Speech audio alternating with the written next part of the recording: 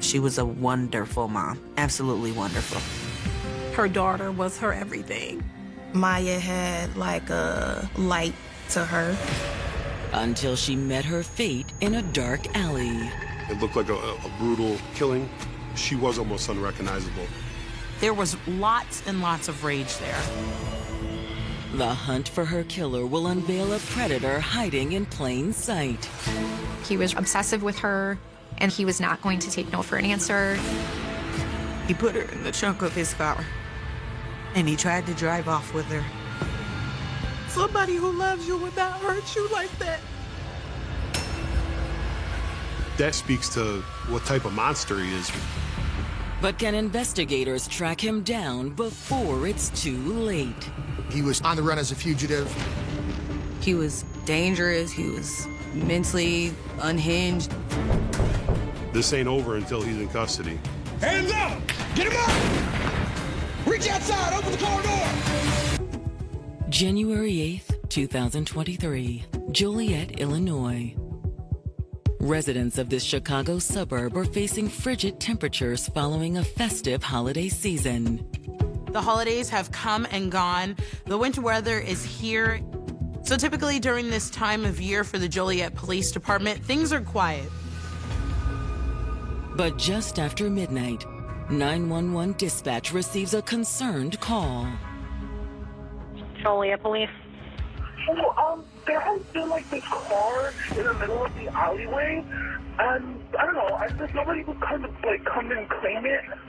In Chicago, obstructed alleys are a common thing that we see.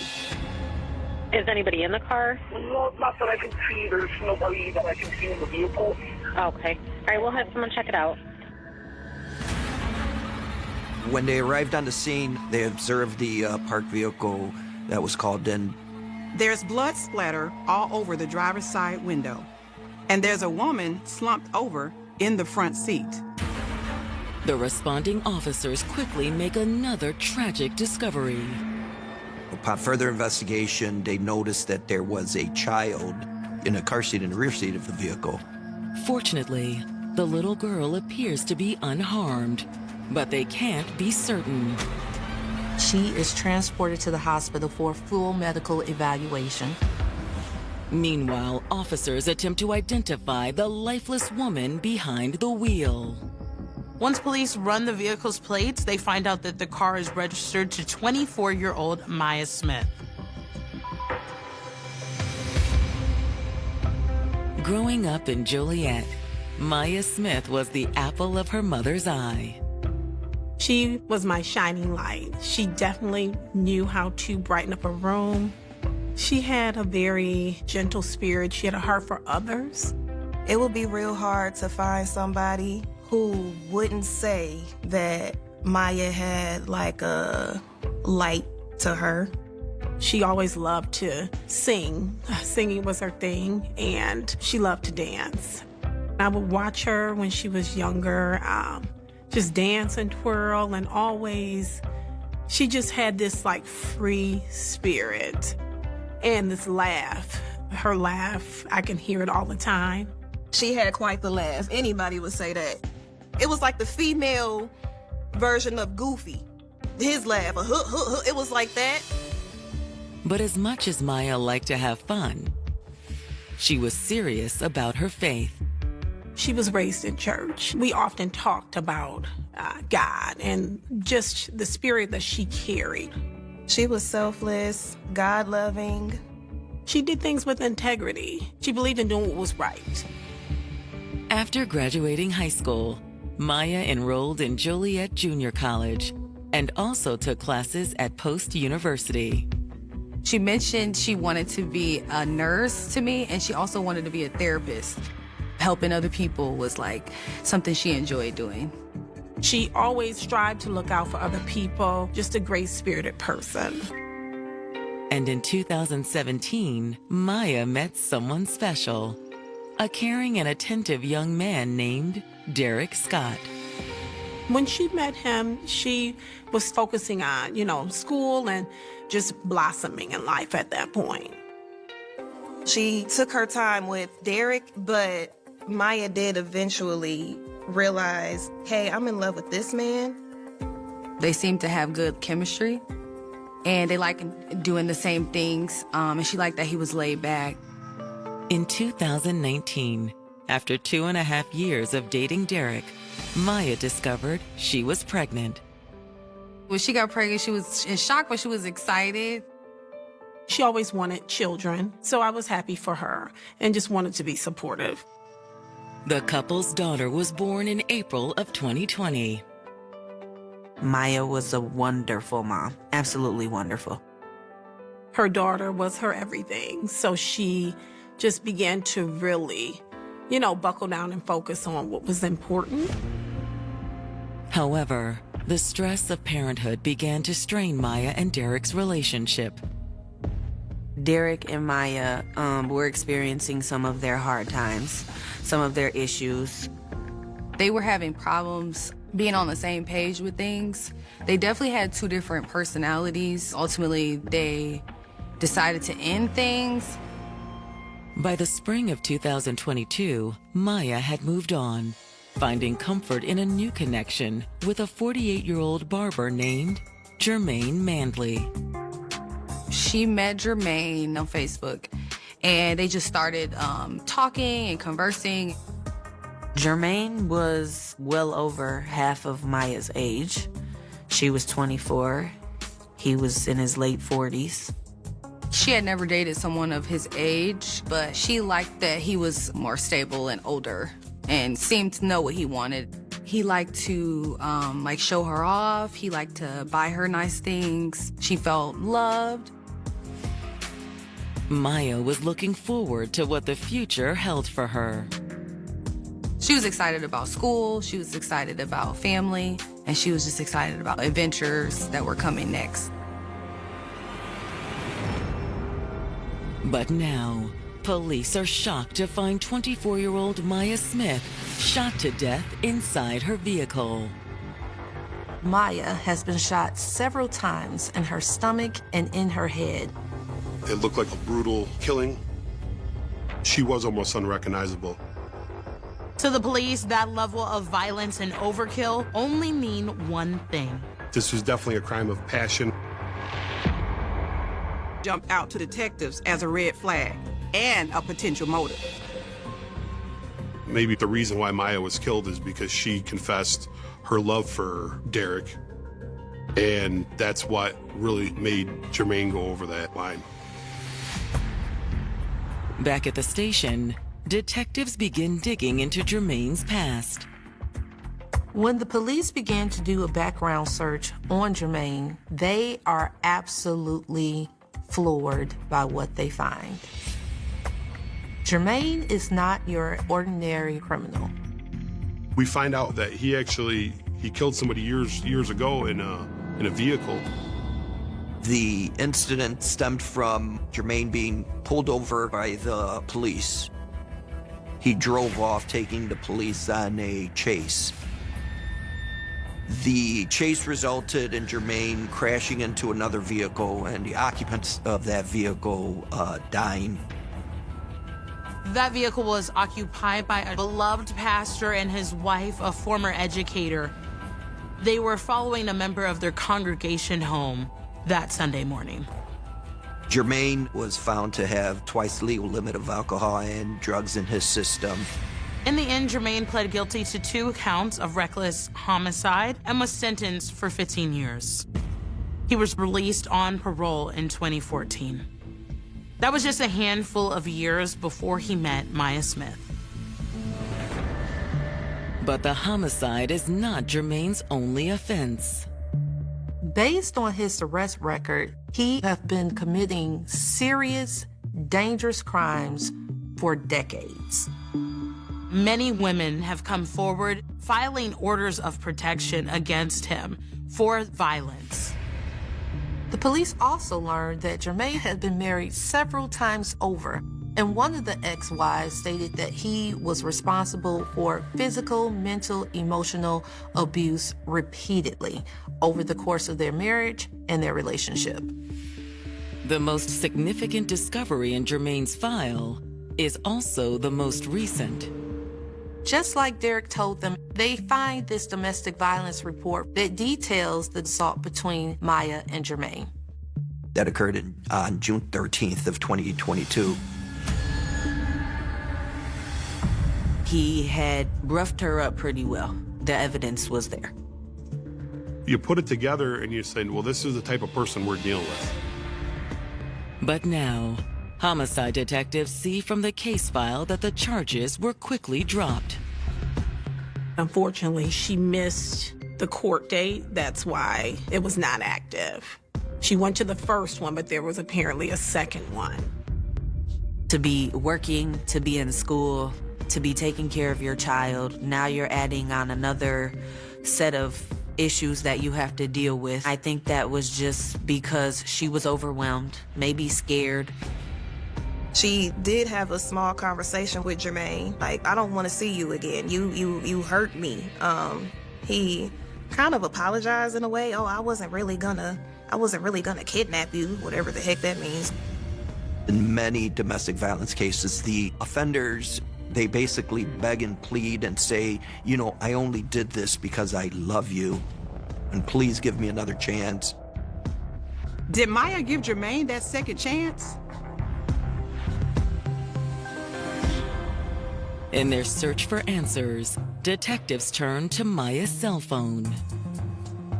After the detectives were able to finally get into Maya's cell phone, they did notice that she had Jermaine listed as a contact name, Do Not Answer.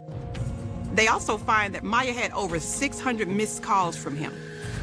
But the missed calls are only the beginning. Texts between Maya and Jermaine reveal even more. There were a series of weeks leading up to the murder where there was a clear back and forth between the two of them.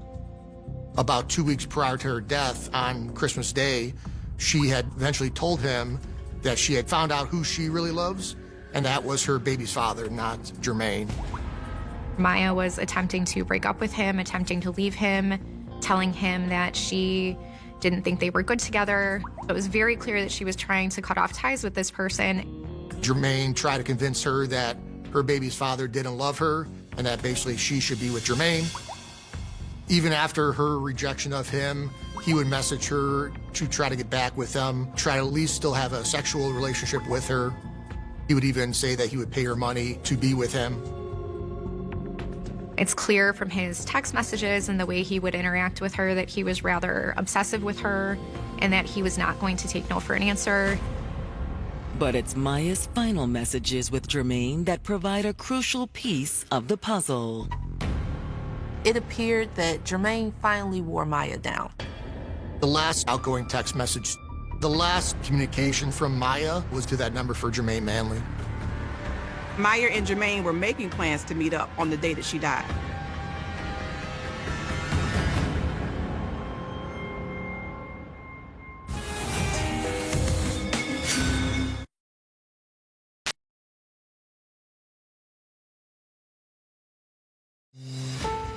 Detectives investigating the shooting death of beloved 24-year-old single mother Maya Smith have just learned she was supposed to meet up with her estranged boyfriend, Jermaine Manley, on the day she died. The last text message on Maya's phone is to Jermaine. At this point, the investigators have no way of knowing if that meeting actually happened. But if so, it would place Jermaine with Maya at the time she was killed. But so far, they have no way of getting in contact with Jermaine to conduct a formal interview. While the search for Jermaine continues, detectives receive word that there's a business near the crime scene with surveillance footage from the night of the 8th. The manager is able to pull up the surveillance video from the night of the murder for the police to look at. And what the footage shows is absolutely shocking. The footage clearly shows Maya's car pulling into the alleyway just before 6 p.m., where it sits there for a few minutes. Then you see the passenger turn signal come on, which I felt that was odd right away, meaning to me I felt that might have been a struggle in the car. And, during the struggle, the turn signal was hit. Around a minute after the turn signal was activated, a male figure is seen exiting the vehicle. It was from a distance, it was dark, so it made it harder to actually see the person. He shoots back into the car.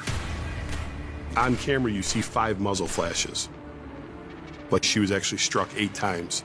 So that means that there was probably shots fired in the car before he got out of the car. And then he was seen running from the scene. Although detectives can't make the man's face out very clearly, they believe they know exactly who they're looking at. The man that was seen firing into the vehicle did fit very closely the physical description of Jermaine. But where did he go after fleeing from the crime scene?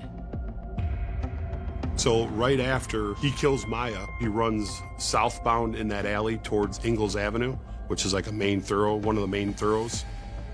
And within hours, investigators receive a tip from someone who lives on Ingalls Avenue.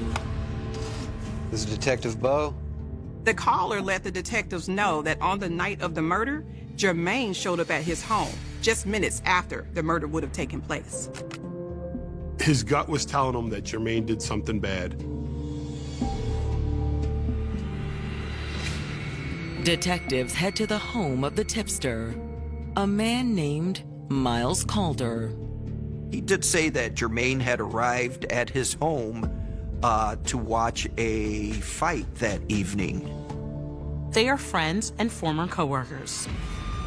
According to Miles, Jermaine showed up around 6 p.m., just minutes after the surveillance footage showed a man fleeing from the crime scene. Miles did tell us that he saw Jermaine have a gun on him, which he said that's not abnormal. It was a 9mm pistol, which matches the gun used to kill Maya. Hey, man, you okay? Yeah, I'll be all right, man. Miles says that they have a normal night. They started drinking. They party for the next 5-6 hours. How long did Jermaine stay? He was here until just past midnight. That was when the police started showing up in the alley. There were a lot of lights and sirens outside. How did he react to that? He said that's when Jermaine started feeling really uneasy and very out of his personality. Kept looking outside, kept washing his hands in the bathroom. Miles felt unsettled with Jermaine's reaction, but at the time, he didn't know what had occurred in the alley. After stuff kind of hits social media a few hours later, and then that's when he called us. As detectives are leaving Miles' house, they notice he has a doorbell camera. Do you think you could bring up the video of that on your phone? Yeah, sure. Detectives asked if they could see the footage from that evening when Jermaine arrived. In the videos from the doorbell, his face is basically right up to the camera, so you could clearly see it was Jermaine. He seemed extremely nervous and agitated, and he was mumbling under his breath. I remember watching that video for the first time saying, this guy's going through an adrenaline dump. But it's what he says next that truly stuns investigators. Ultimately, what he uttered from the camera is, I just killed them.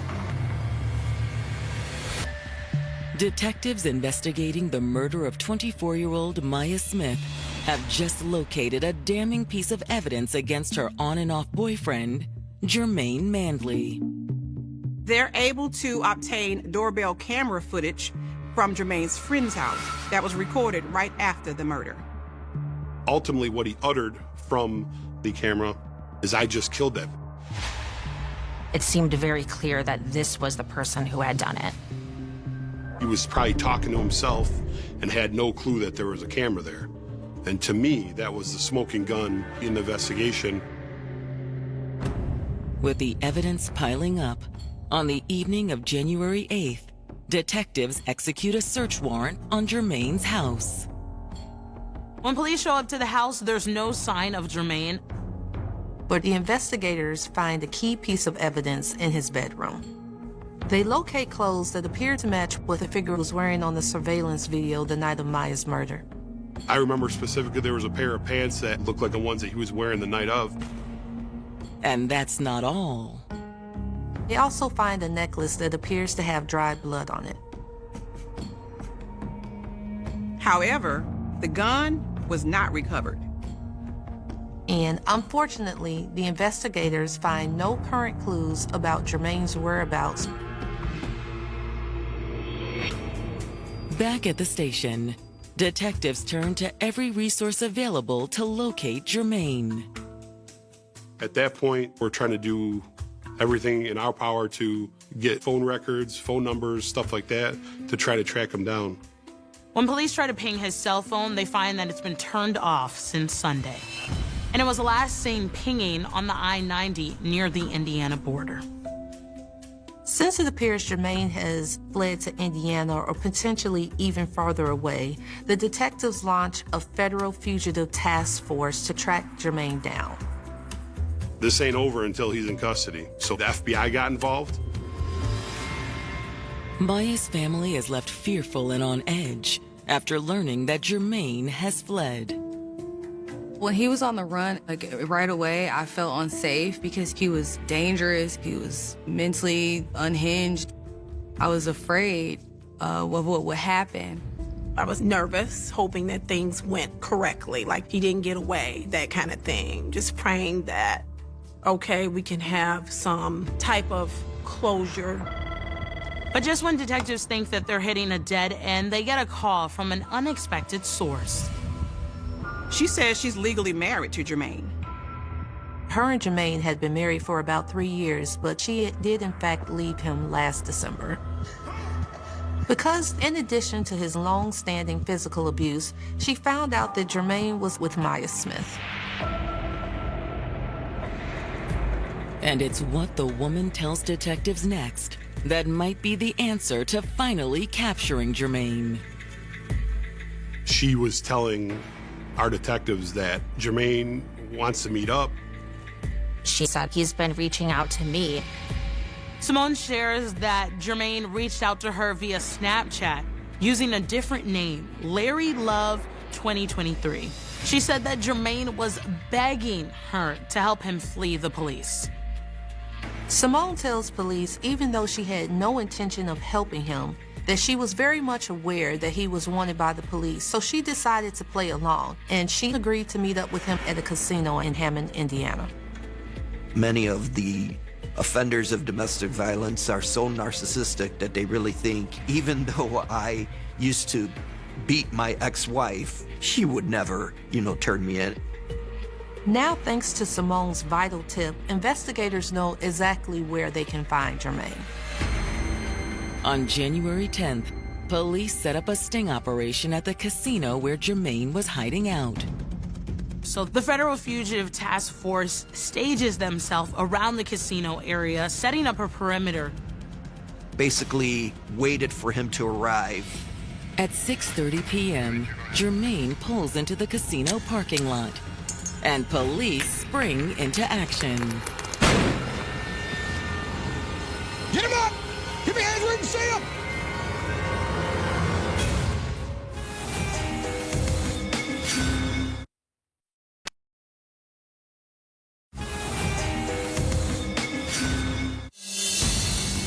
On January 10th, 2023, federal investigators finally have murder suspect Jermaine Mandley in their crosshairs.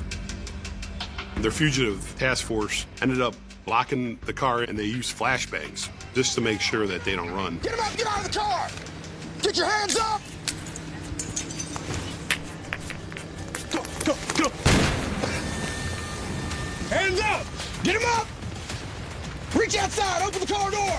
They arrested Jermaine and took him into custody, where he was then transferred back to Joliet.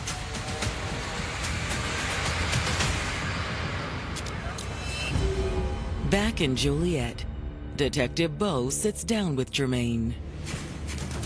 I attempted to interview him. He invoked his rights. He did not speak about the incident. No remorse. That, to me, speaks to what type of monster he is, really. Jermaine is booked into the Will County Jail and charged with first-degree murder.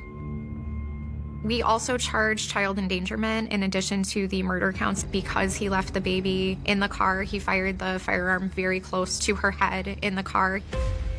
Maya's family and friends are finally able to find a moment of peace following Jermaine's arrest. Him getting arrested, yeah, that was exciting. That was exciting. It was, yes, take him to court. I can't wait. I felt good because he was off the streets and he couldn't hurt anybody else. And now we could like breathe. I was excited, just happy that he's where he needs to be. As prosecutors prepare for trial, Maya is laid to rest. Her funeral was beautiful. She was very popular. So many people showed up that it was like, wow, girl. She brought out almost the whole entire city. It was an emotional day, very emotional. Her mom goes above and beyond when it comes to honoring Maya, and it's a day that will forever be with me. It was a lot, but I did have a lot of support. It helped to have so much support. 8 months later, in August 2023, Jermaine's trial begins. It was just surreal, like being in the courtroom and him being in there. It was just such a slap in the face because he had no accountability. He didn't even say he was sorry.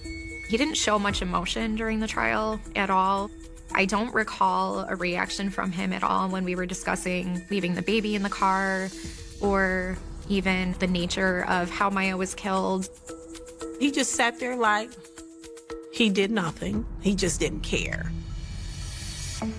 As the trial unfolds, the prosecution presents chilling evidence that paints a disturbing picture of Jermaine's behavior toward Maya. The prosecutors submit evidence of the couple's text messages that paints Jermaine in the light that he was an abusive and a controlling boyfriend. There were hundreds of text messages from him. You could see that he was still trying to convince her to be with him, and her text messages showed that she did not want to have that type of relationship with him. And on the night of January 7th, Jermaine's violence reached a terrifying peak. Prosecutors argue that on January 7th, that Jermaine had plans to watch a fight at his friend Mal's home. He began to harass Maya over the phone until she agreed to give him a ride. That is how they ended up in the alley. When Maya told Jermaine she wasn't interested in seeing him anymore, he immediately snapped and shot her 8 times.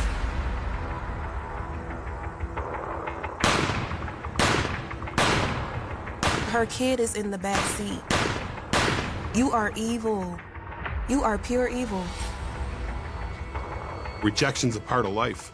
Everybody in this world's been rejected at some point, but some people just can't handle that. In order to prove that Jermaine is Maya's killer, prosecutors point out the video surveillance of the crime scene and that Jermaine is in proximity at Miles' house. Jermaine's estranged wife also takes the stand, detailing the years of abuse she suffered at his hands. I think that we were all very impressed by her. I mean, she also, just like Maya, is a very young woman compared to Jermaine Manley. And she walked in confidently, stopped and looked at him, took the stand, and told everything that she had to tell. After a grueling 5-day trial, the jury deliberates for just 30 minutes before rendering a verdict. Guilty. When we got the verdict, the entire courtroom stood up and cheered before the judge was even done speaking. Relief. I mean, we knew that that was the right verdict, so we were pleased with it. Jermaine is sentenced to life in prison. I believe that Jermaine Manley got what he deserved. I believe a life sentence was entirely appropriate for him.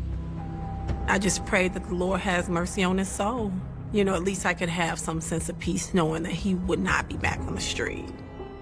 Those who knew Maya are left to reflect on the tragedy that could have been prevented. Considering him having all the previous cases, he should have been locked up somewhere, you know, a long time ago. And then Maya would have never even crossed paths with him. I felt like he could have been stopped, but it's like he kept getting away with things. He had a track record for doing this to people. and it's like nobody's seen it. I think a major lesson is that domestic violence doesn't get better. I tried to tell her story to spread awareness to young women, people that I know that have been in domestic violence situations. I try to talk to them and let them know it could turn, and very quick. Somebody who loves you would not hurt you like that. I don't care how much they do for you, they would not hurt you like that. Nobody deserves to get beat. Nobody deserves to get strangled. Nobody deserves to get, attacked. I would love for the world to remember her as a very nice, sweet person and somebody who cares about other people and a good mother. She was God-loving. Remember her as God-loving. She had unconditional love for her daughter. She was kind-hearted. Her daughter is her all over again. After ending an almost 3-year-long relationship with the father of her child, Maya Smith found solace in an older man named Jermaine Mandley. He seemed established and like he was looking to share his life with somebody. They did a lot of stuff together that would kind of make you feel like it was gonna go kind of far. But less than a year later, Joliet police have found Maya deceased in her car. After an examination of Maya's body, they find she was shot 8 times total and 5 times in her face at point-blank range, meaning her killer was up close and personal. Any single one of those gunshots would be enough to kill her. So the fact that the killer shot Maya that many times suggested that there was lots and lots of rage there. This was definitely a crime of passion. Investigators also note that the placement of Maya's body is unusual. She was slumped over the front of the vehicle with her head on the driver's side and her legs kind of facing towards the passenger side of the vehicle. It looks like whoever shot her wanted to make sure that the body was invisible to the oncoming eye. Underneath Maya's body, police find multiple 9mm shell casings. As the police collect the shell casings, they also find her cell phone, which is still locked. All that is just invaluable evidence to us, and it could help give us a bigger picture of what actually really occurred. While the evidence is sent to the crime lab for further processing, investigators deliver the tragic news to Maya's loved ones. It's very difficult to go give a death notification to a family member.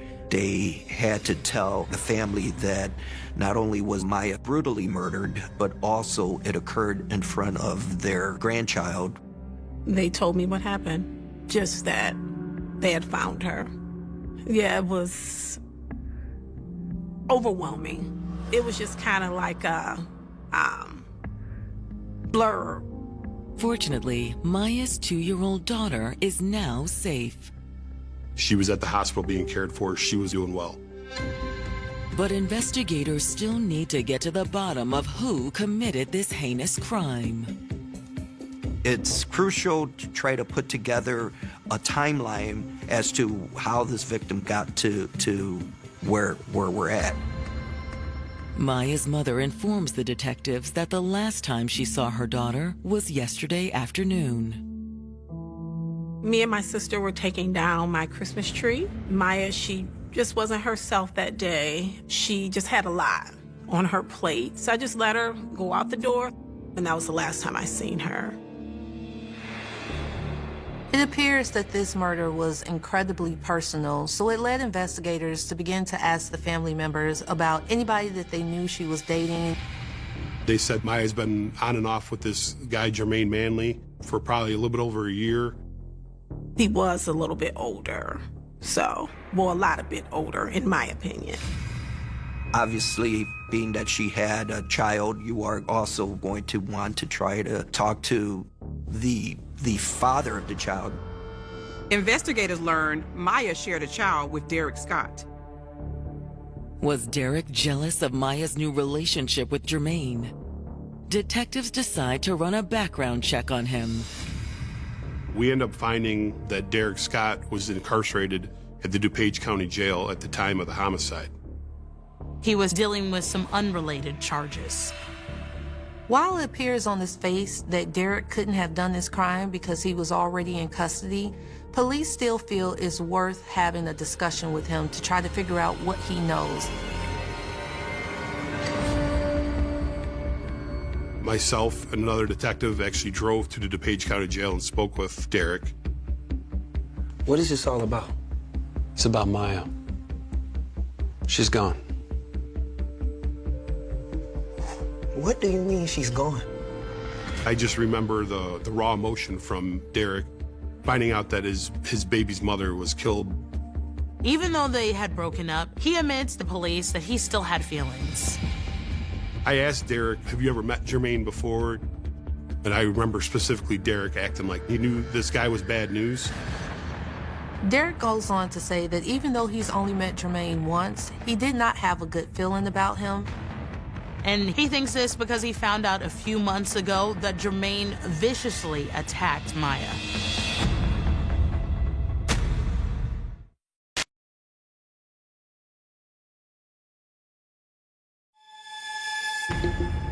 After 24-year-old mother Maya Smith was found shot to death in her car, her loved ones are still reeling from the tragedy. I broke down and I was crying, and I don't know. It was hard. It was bad. Everybody was just falling apart. We was devastated. And her baby was in the car. One of those bullets could have bounced off and hit the 2-year-old in the back seat. I just don't have no words for that. Now, Illinois detectives are speaking with Maya's ex-boyfriend, Derek, who raises some concerns about her new flame, Jermaine Mandley. He did direct him to Jermaine, who he heard did have a bit of a brutal background. While he doesn't know all the details, he knows that Jermaine and Maya got into a heated incident back in June of 2022. They're just sitting in the car talking. He wanted to take her somewhere, but she didn't want to go. I think it was like the middle of the night or something, and her daughter's in the house. So she's like, no, I don't want to go. I guess he ended up arguing with her, pushing her around, shoving her around. She tried to leave, and that's when he attacked her. And he was making threats to put her in a trunk of his car. And she was like, oh, that's not gonna happen. And she fought him, this is insane. But eventually, Jermaine was able to overpower Maya. He put her in the trunk of his car, and he tried to drive off with her. I think he wanted to kidnap her, but she kicked her way out. She was able to get out of the trunk of the car, and she ran down the street screaming for help.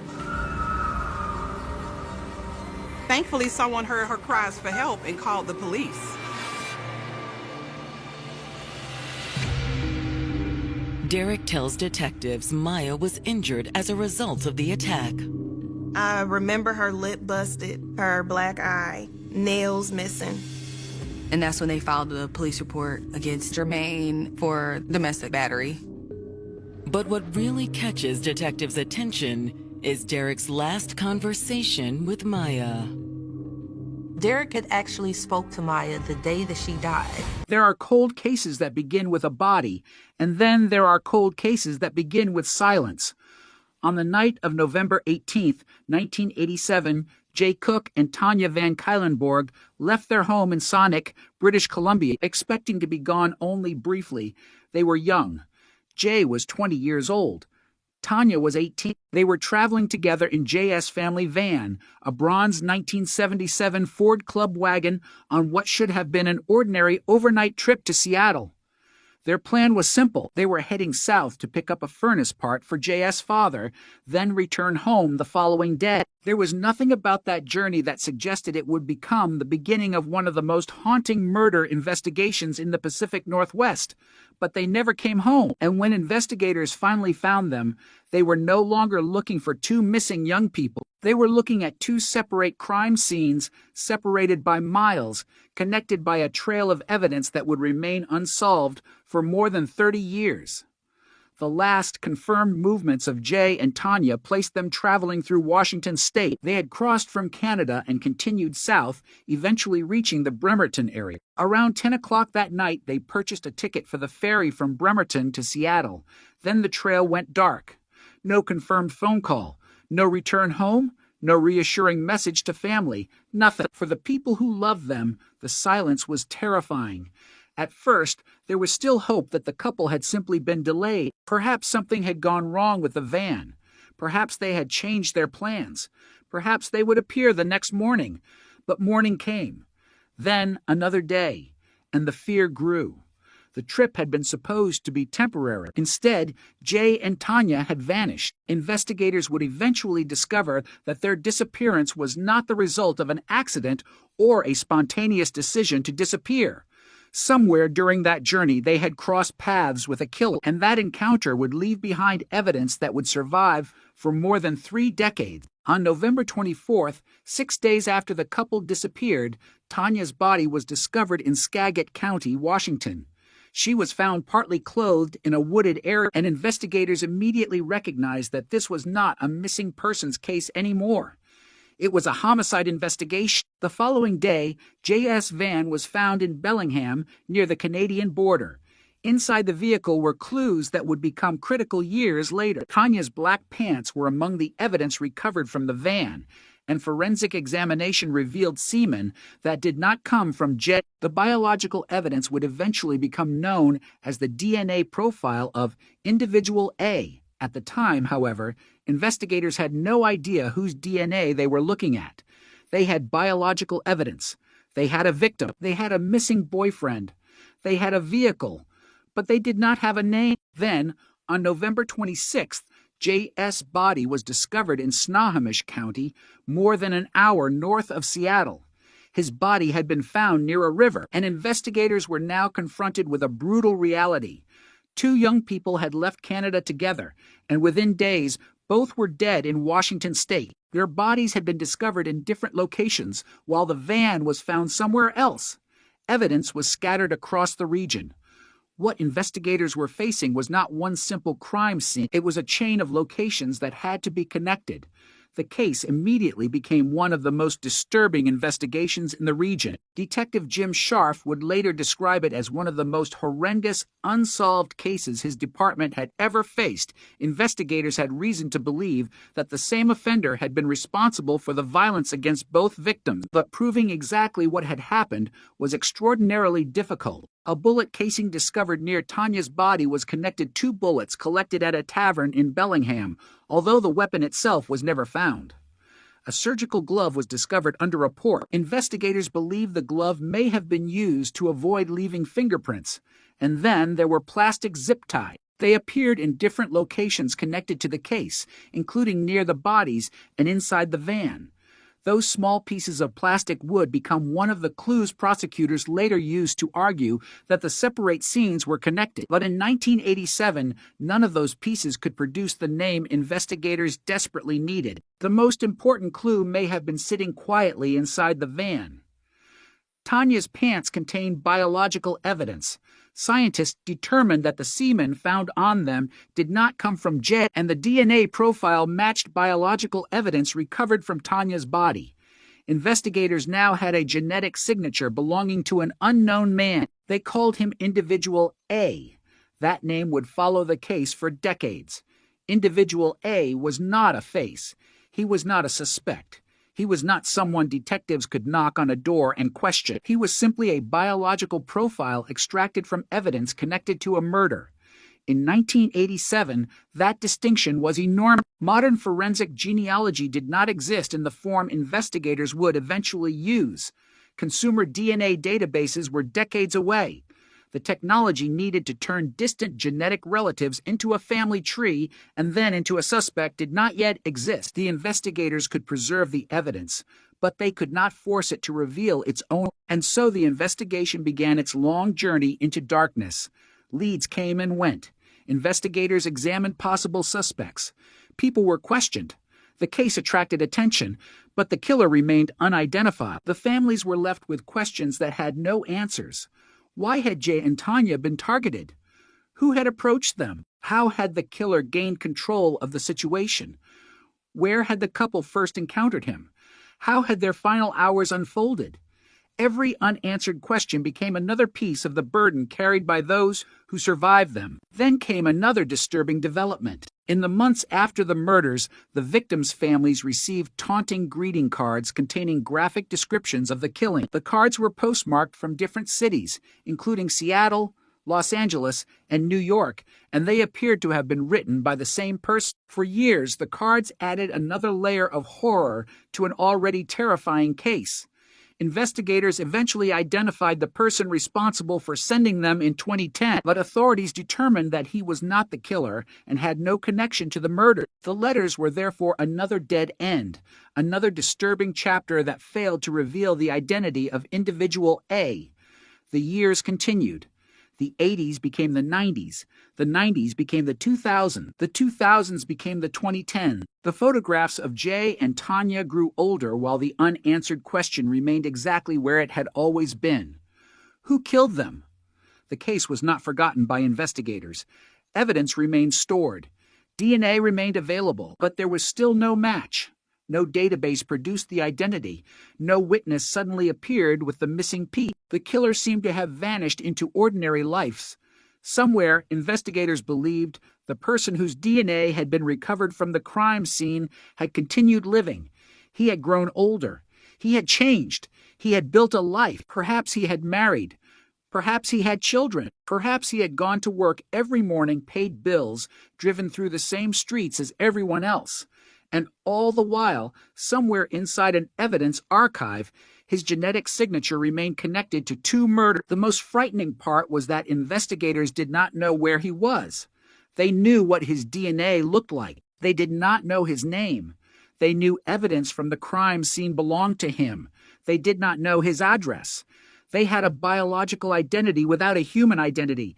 Then technology began to change the rule. The same scientific revolution that would help investigators solve other famous cold cases created a possibility that had not existed when Jay and Tanya disappeared. Genetic genealogy could potentially take unknown crime scene DNA and compare it with relatives who had voluntarily uploaded their genetic information to genealogy databases. Instead of searching directly for the killer, investigators could search for his family, a cousin, a second cousin, a distant relative, someone who had no idea that their DNA might one day become part of a murder investigation. It was a radical idea, and it would eventually transform the Jay Cook and Tanya Van Cuylenborg case. In 2018, after more than 30 years of unanswered questions, Detective Jim Scharf saw reports about the use of genetic genealogy in another notorious cold case. The breakthrough suggested that individual A might no longer be untouchable. Scharf contacted Parabon Nanolabs, a company working with investigators on advanced DNA analysis. Genetic genealogist Cease Moore became involved. The DNA recovered from Tanya's pants was developed into a genetic profile and uploaded to GEDmatch for genealogical analysis. The question was no longer simply whether the killer's DNA matched a known criminal. The question had become far more ambitious. Could the DNA lead investigators to the killer's relatives, and could those relatives lead investigators to him? For 31 years, Individual A had been nothing more than a name created by investigators for an unknown man. Now, for the first time, his DNA could be placed inside a family tree. Somewhere among thousands of genetic connections was a path leading back toward the man investigators had been searching for since 1987. And when Cease Moore began following those connections, the case that had seemed frozen in time was about to move faster than anyone could have imagined. The killer had spent more than 3 decades hiding behind the absence of a name, but DNA had never forgotten him. And now, for the first time, the evidence was beginning to point toward a family, a place, and eventually, one man. For 31 years, investigators had been staring at the same invisible face. They knew the killer had left something behind. They knew that biological evidence recovered from Tanya Van Keelenborg's clothing and body belonged to the same unknown man. They had a genetic profile. What they did not have was the one piece of information that could turn science into an arrest: a name.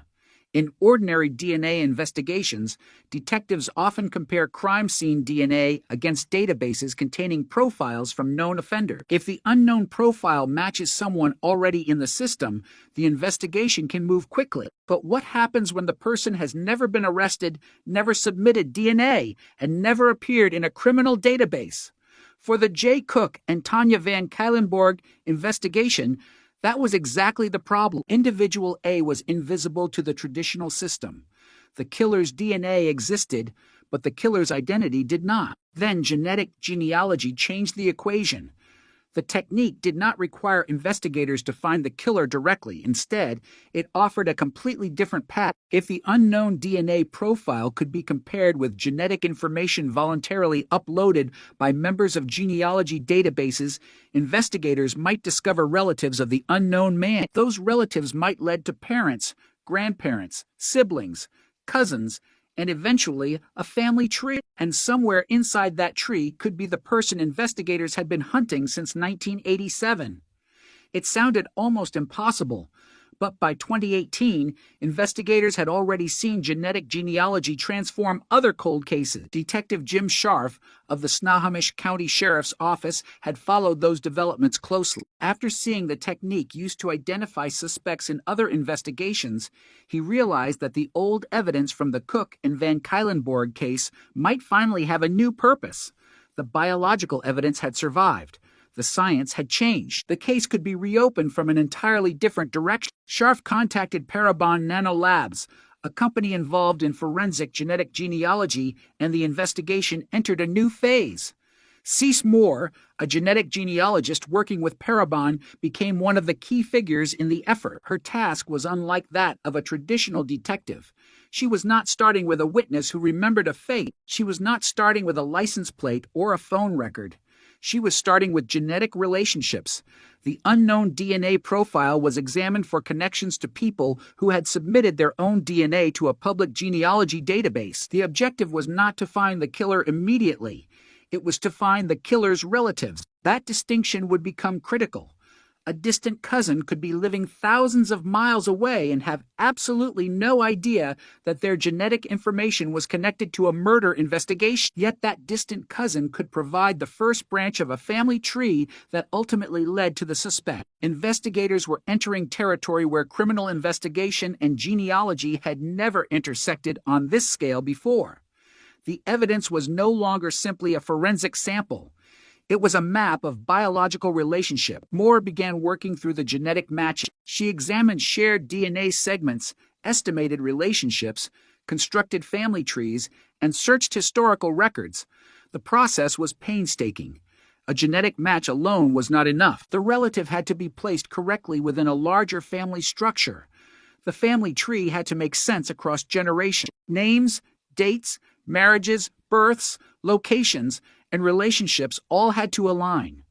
One incorrect assumption could send the investigation down the wrong branch. One distant relative could open a door, but investigators still had to determine which door mattered. As Moore worked through the available genetic connections, the mystery began to shrink. The unknown killer was no longer simply individual A. His biological relatives were beginning to appear. The investigation had moved from a question about identity to a question about ancestry. Who were the parents of the unknown man? Where had they lived? Who were their children? Which descendants had been in Washington state in 1987? Which male relatives could have been old enough to commit the crimes? Which family lines intersected with the geography of the investigation? Each question narrowed the possibilities. This was not the kind of breakthrough that happened in a single dramatic moment. It was a slow process of elimination. The family tree grew branch by branch, and eventually one branch began to stand out. Moore identified a family connection that led investigators toward the Talbot family. The name that eventually emerged was William Earl Talbot I. He was not a random stranger who had appeared from nowhere. He was a man whose family history could be traced through the genetic relationships identified in the investigation. The genealogy did not immediately prove that Talbot was the killer. It gave investigators something they had never possessed before: a specific person whose biological family appeared connected to the unknown DNA profile. That was enough to change the investigation completely. Detectives now had to move carefully. Genetic genealogy could identify a potential family line, but investigators still needed direct evidence connecting the suspect himself to the crime scene. The next step was therefore classic police work. Investigators needed a DNA sample from Talbot, but they could not simply announce that they had found him and demand that he cooperate. They needed to build the case methodically. Talbot lived in Washington State. Detectives began watching him. They observed his movements and searched for an opportunity to obtain discarded DNA. The investigation had reached the stage where the suspect was no longer an unknown figure buried somewhere inside a massive family tree. He was a real person. He had an address. He had a daily routine. He had a life that had continued for 31 years, and investigators now had reason to believe that his DNA might match the biological evidence preserved from the murders. The surveillance had to be precise. If investigators were going to use a discarded item to obtain DNA, they needed to ensure that the material came from Talbot himself. Eventually, detectives obtained a discarded coffee cup from him. The cup was sent for DNA testing. The laboratory comparison would determine whether the genetic genealogy theory was correct. The result was extraordinary. The DNA recovered from the coffee cup matched the DNA profile of individual A. The man whose identity had been unknown for more than 3 decades was now directly connected to the biological evidence from the murder. William Earl Talbot had been identified through a combination of genealogy, investigative work, and forensic DNA analysis. The cold case had finally reached a turning point, but investigators were not finished. A DNA match can be powerful, but a murder investigation must still establish the circumstances surrounding the crime. Detectives needed to understand who Talbot was in 1987, where he had been, how he could have encountered Jay and Tanya, and whether the evidence supported the conclusion that he was responsible for their death. The genetic genealogy had given them the suspect. The direct DNA comparison gave them a forensic connection. Now the investigation had to reconstruct the past. That meant returning to the original evidence: the van, the clothing, the locations where Jay and Tanya were found, the plastic ties, the bullet evidence, the surgical glove. Every surviving detail had to be examined again. The investigators were no longer searching through darknet. They were looking at the case with a specific suspect in mind. And that changed everything.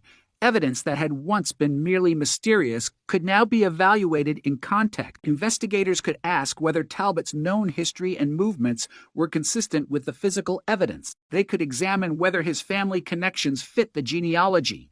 They could determine whether the DNA evidence was consistent with the original crime scenes. The case was beginning to form a coherent structure after 31 years of fragments. Yet one of the most disturbing aspects of the investigation was the sheer amount of time that had passed. Talbot had lived for decades while the families of Jay and Tanya continued to carry the consequences of the murder. He had reached adulthood after the killings. He had built a life. He had remained outside the reach of the original investigation. If investigators were correct, the man whose DNA had been preserved from the crime scene had spent more than 3 decades moving through the world without being identified. That possibility was chilling. It demonstrated the limitations of traditional databases. A person does not have to be invisible to everyone. He only has to be invisible to the system searching for him.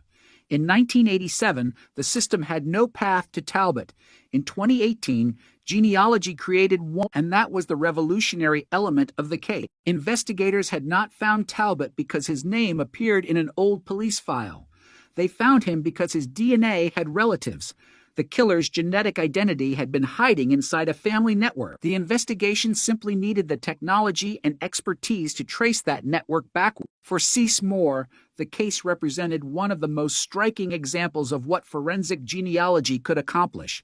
For detectives, it was the first real opportunity in decades to bring the investigation toward an identifiable suspect. For the families, it meant that the question that had haunted them since 1987 finally had a possible answer. But there was still another question, one that could only be answered through the courts and through evidence gathered directly from Talbot himself. Was William Earl Talbot truly the man whose DNA had been recovered from the crime scene? The discarded coffee cup provided the critical comparison. The laboratory found that it matched. Individual A was no longer anonymous. The name was William Earl Talbot. And suddenly, the cold case that had survived 31 years was no longer a mystery without a suspect. It had become an active homicide investigation again. Detectives had a person. They had a DNA match. They had a reconstructed family connection, and they had two victims whose families had waited more than 3 decades for someone to answer the question that had never gone away. Who killed Jay Cook and Tanya Van Cuylenborg? The investigation was finally close to answering it. But before the final conclusion could be reached, detectives would have to confront the most difficult part of any cold case, proving that the DNA match was not merely a scientific coincidence, but the beginning of a complete evidentiary chain connecting one man to 2 murders committed more than 30 years earlier.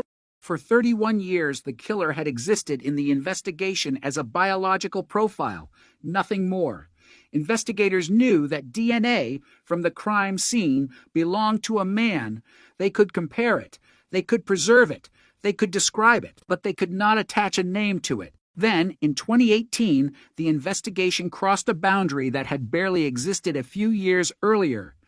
Genetic genealogy transformed the unknown DNA from a dead end into a family map. The evidence was uploaded to GEDmatch, a public genetic genealogy website, and promising matches appeared for relatives of the unknown suspect. From those connections, genealogists began reconstructing a family tree.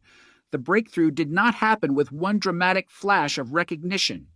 It happened through painstaking research. A distant genetic connection could mean almost anything. It might lead to hundreds of people. It might belong to a branch of a family that had no connection to the murders.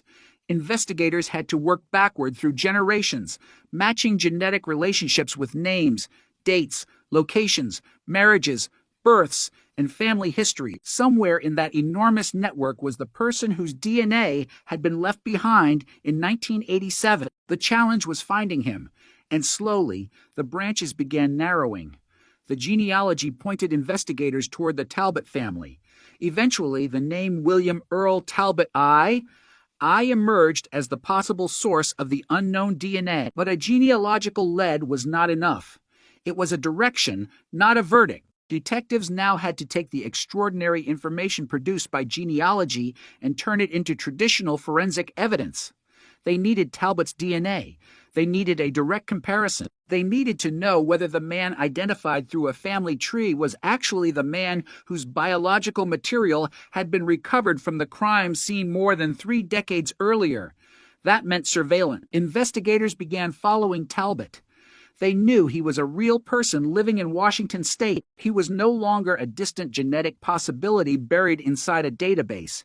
He was a man moving through an ordinary modern life, unaware that detectives were attempting to connect him to 2 murders committed when he was a young man. The contrast was extraordinary. In 1987, Jay Cook and Tanya Van Cuylenborg had disappeared during a trip through Washington. In 2018, the person investigators believed had been connected to their deaths was living in the same state, more than 30 years older. The case had crossed from history back into the present. Investigators eventually obtained an abandoned coffee cup that Talbot had used.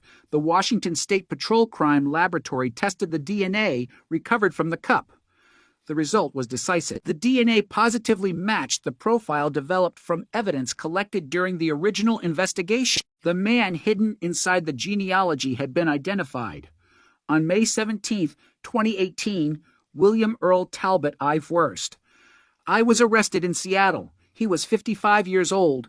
More than 30 years had passed since Jay and Tanya were killed. Authorities initially arrested him on a first-degree murder warrant related to Tanya's death, while investigators continued gathering evidence concerning J.S. murder.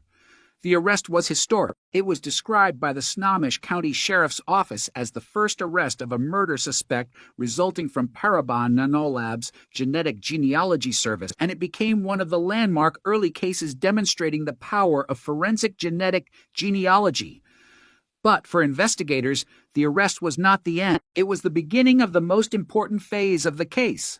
For 31 years, they had been asking who killed Jay and Tanya. Now they had a suspect. The question changed. Could they prove what happened?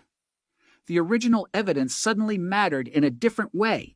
Investigators returned to the details of the crime scene. Tanya's body had been discovered on November 24th in a wooded area of Skagit County. Jay's body had been found 2 days later in Snohomish County. Their van had been discovered abandoned in Bellingham. The geography of the crime was spread across multiple counties, creating a complicated investigative picture from the beginning. Tanya's murder involved evidence of sexual assault, and the biological evidence became one of the most important links in the case. Jay had been beaten and strangled. Investigators now had to determine how the physical evidence connected these separate acts to the same offender. The old evidence also included objects whose significance had never been fully resolved. A light blue blanket was found wrapped around Jay's body. His family had never seen it before. Tanya's 35mm Minolta camera was missing. Its lens was later recovered and traced to a pawn shop in Portland, Oregon in 1990, while the camera body remained missing. Detectives also sought information about the van and the blanket after Talbot's arrest. Every one of those details mattered because investigators were no longer searching for an unknown offender. They were reconstructing the movements of a specific man. The question was no longer simply, who could have done this? It became, what evidence connects this particular man to what happened? That distinction would become central when the case reached court. Talbot was not merely identified through genealogy. His DNA was directly matched to the crime scene evidence, but prosecutors still had to establish the rest of the case beyond the genetic connection. They needed to present the evidence in a way that allowed a jury to understand what had happened more than 3 decades earlier. They had to reconstruct the journey of Jay and Tanya from Canada into Washington. They had to explain the sequence of discoveries. They had to show how the DNA evidence had survived. And they had to demonstrate how a suspect identified in 2018 could be connected to murders committed in 1987. The passage of time was both the greatest obstacle and one of the most powerful elements of the prosecution's case. 31 years had passed, but the DNA had not changed. The biological evidence collected in 1987 could still be compared with a modern sample. The result was the same. The unknown profile and Talbot's DNA matched. The science had crossed the decades. Yet there was still a human problem. Memories fade. Witnesses move away. People die. Records disappear. The prosecution had to rely heavily on evidence that could survive time. The DNA was therefore not simply another clue. It was the bridge connecting 2 completely different eras of the investigation. In 1987, investigators had a murder scene without a name. In 2018, they had a name whose DNA matched the old evidence. That bridge was what made prosecution possible. As the case developed, the public began to understand just how revolutionary the investigative method had been. Traditional forensic databases had failed to identify the unknown DNA because the killer's profile did not match a known offender. Genetic genealogy changed the search. Instead of looking for the exact person, investigators looked for biological relatives. Those relatives became signposts. Their DNA did not identify the suspect directly, but it provided the family structure needed to find him. It was a completely different investigative philosophy. The killer had not necessarily entered a law enforcement database, but someone related to him had entered a genealogy database. That was enough to create a path. The implications were enormous. For decades, investigators had been searching for a person. Genetic genealogy allowed them to search for a family. Once the family was identified, traditional police work could take over. Detectives could investigate the people connected to the family tree. They could establish ages. They could examine locations. They could determine who was living in the relevant region in 1987. They could eliminate individuals who could not have been involved. Eventually, one person remained at the center of the investigation: William Earl Talbot, I. The genetic genealogy did not end the case. It gave the detectives the doorway. The direct DNA comparison opened it. The arrest brought the suspect into the legal system. Now the evidence would have to survive another test, one far different from a laboratory examination. It would have to survive a courtroom, and that meant every detail of the investigation could be challenged. The defense could question how the genealogy had been conducted. It could challenge the collection and interpretation of evidence. It could question the circumstances surrounding the DNA sample. It could dispute the prosecution's reconstruction of the murder. The state would have to prove its case beyond a reasonable doubt. The technology that had identified Talbot was extraordinary, but technology alone could not determine guilt. That decision belonged to the justice system, and as the case moved toward trial, investigators were forced to revisit the terrible events of November 1987 with an intensity they had not experienced in decades. The old photographs were still there, the old reports were still there, the evidence was still there, but now, for the first time, every piece had to be understood in relation to the man sitting at the center of the investigation. The case that had once been defined by uncertainty was becoming a prosecution. The families of Jay and Tanya had waited more than 30 years for this moment. But even after the arrest, one question remained hanging over everything.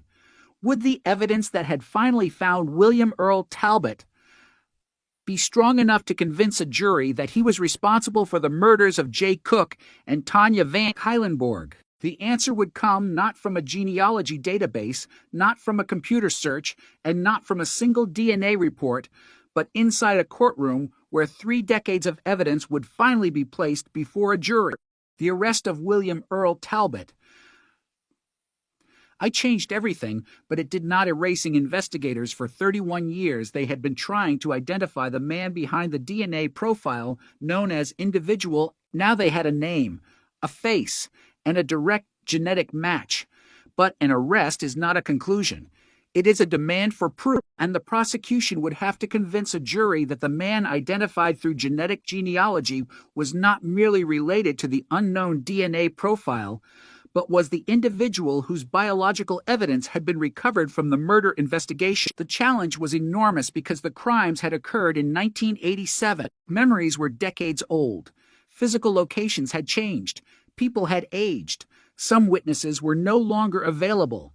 Yet the evidence collected in those first days had survived, and that evidence was about to become the foundation of one of the most closely watched forensic prosecutions in Washington state. The story began with a journey that had taken Jay Cook and Tanya Van Cuylenborg from British Columbia into Washington. They had crossed the border in J.S. family van, a 1977 Ford Club wagon. Their trip was supposed to be temporary. They planned to travel to Seattle to obtain a furnace part for J.S. father. Instead, they disappeared. Their last known movements would eventually become a crucial part of the investigation. On November 18, 1987, the couple purchased a ferry ticket in Bremerton for the crossing to Seattle. After that, their movements became uncertain. 6 days later, Tanya's body was found in Skagit County. The following day, J.S. van was discovered in Bellingham. Then, on November 26th, J.S. body was found in Snohomish County. 3 locations, 2 victims. 1, abandoned vehicle. A trail of evidence spread across Washington. For investigators, the geography itself created questions. Why were the victims found in different places? Where had the van been driven? Where had the attack occurred? How had the killer moved between the locations? And most importantly, where had Jay and Tanya first encountered the person who would ultimately take their lives? Some of those questions could never be answered completely, but the physical evidence could still establish connection. Tanya's clothing contained semen that did not belong to Jay. That biological material produced the DNA profile that investigators would eventually call individual A. The same DNA profile was also associated with evidence collected from Tanya's body. That was the forensic thread that survived the decades. It had been there since the beginning, waiting for technology to make it useful. Investigators also recovered other physical evidence from locations connected to the murder. Plastic zip ties were found in connection with the crime scenes, and a surgical glove was discovered under a port. A bullet casing found near Tanya's body was associated with other ammunition recovered from a tavern in Bellingham. The firearm itself was never recovered. These clues did not individually identify the killer, but together they formed part of the investigative picture. There were also objects whose origins remained mysterious. A light blue blanket was found wrapped around Jay's body. His family did not recognize it. Tanya's Minolta camera was missing, and its lens was eventually traced to a pawn shop in Portland, Oregon in 1990. The camera body itself was never recovered. Each item raised another question. Each unanswered question became another piece of the mystery that investigators carried for decades. Then the genetic genealogy breakthrough arrived. Cease Moore and investigators working with Parabon Nanolabs had used the unknown DNA profile to identify distant relatives through genealogical databases. The resulting family tree led them toward William Earl Talbot I. But investigators still needed direct confirmation. That confirmation came from the discarded coffee cup. DNA recovered from the cup matched the unknown profile from the original investigation. Suddenly, the biological evidence collected in 1987 and the man identified in 2018 were connected. The science had crossed 31 years, but prosecutors knew that a jury would need to understand what that match meant. The defense would have the opportunity to challenge the evidence. The prosecution therefore had to present not simply a DNA result, but a chain of reasoning supported by multiple pieces of evidence. Talbot's arrest was only the beginning. As detectives continued investigating, they revisited the original case files and physical evidence. They looked again at the timeline. They examined the victims' movements. They reviewed the locations where their bodies had been found. They considered the evidence recovered from the van. They examined the biological material that had survived since 1987, and they reconstructed the genetic genealogy investigation that had led to Talbot. The story was extraordinary enough that it quickly attracted national attention. Genetic genealogy had already begun changing the landscape of cold case investigations, but the Cook and Van Cuylenborg case was particularly significant because it showed how a technique normally associated with tracing ancestry could be transformed into a tool for homicide investigation. Instead of searching directly for a criminal profile in a law enforcement database, investigators had followed the unknown man's biological relatives. The path eventually led to Talbot. That method would later become famous across the United States, but in 2018, it was still relatively new and controversial. The prosecution therefore had to explain the science clearly. A genealogical match did not mean that a distant relative was automatically guilty. The family tree was a lead. Investigators then obtained a direct DNA sample from the person identified by that lead. The laboratory comparison provided the critical confirmation. Talbot's DNA matched the crime scene profile. That distinction mattered. The genealogy pointed investigators toward him. The direct DNA testing connected him to the biological evidence. The two processes supported each other, yet the defense could still argue that a DNA match alone did not explain the entire crime. The prosecution had to establish how the biological evidence fit into the broader circumstances. This was where the original investigation became essential. The evidence had not been created in 2018. It had been collected in 1987, long before Talbot was identified. That meant investigators could not simply argue that the evidence had been gathered because police suspected him. It had been collected before anyone knew his name. The biological evidence existed independently of Talbot's later identification. That fact gave it enormous significance. The DNA had not been manufactured to fit a suspect. The suspect had been found because of the DNA. This reversed the usual perception of a criminal investigation. Instead of investigators selecting a suspect and then searching for evidence, the evidence had effectively selected the suspect. The genetic profile existed first. The genealogy pointed toward a family. The direct sample then pointed toward Talbot. That chain would become one of the most powerful elements of the case. But prosecutors still had to confront the passage of time. More than 30 years separated the murders from the trial. The defense could emphasize that gap. Witness memories might have changed. Some physical locations might no longer look the same. the investigation had evolved through several generations of detectives. The original case had been investigated under technologies that were dramatically different from those available in 2018, yet the core biological evidence remained unchanged. DNA does not depend on memory. It does not become confused because 30 years have passed. The sample recovered from the original crime scene could still be compared with Talbot's DNA. The result was the same. The profile matched. That scientific continuity was extraordinary. The victims had aged only in photographs. The investigators had grown old. The suspect had become a middle-aged man. But the DNA profile remained exactly where it had been since the night of the murders. It was as though the evidence had been waiting in silence for the world to catch up. And now that it had, prosecutors had to make the jury understand what that meant. They would present the case as a story that began with two young people traveling from Canada and ended with a genetic trail leading investigators to a Washington man more than 3 decades later. The prosecution would argue that the DNA was not an isolated coincidence. It was part of a larger body of evidence connecting Talbot to the crime. The defense, meanwhile, would have the opportunity to challenge the state's interpretation.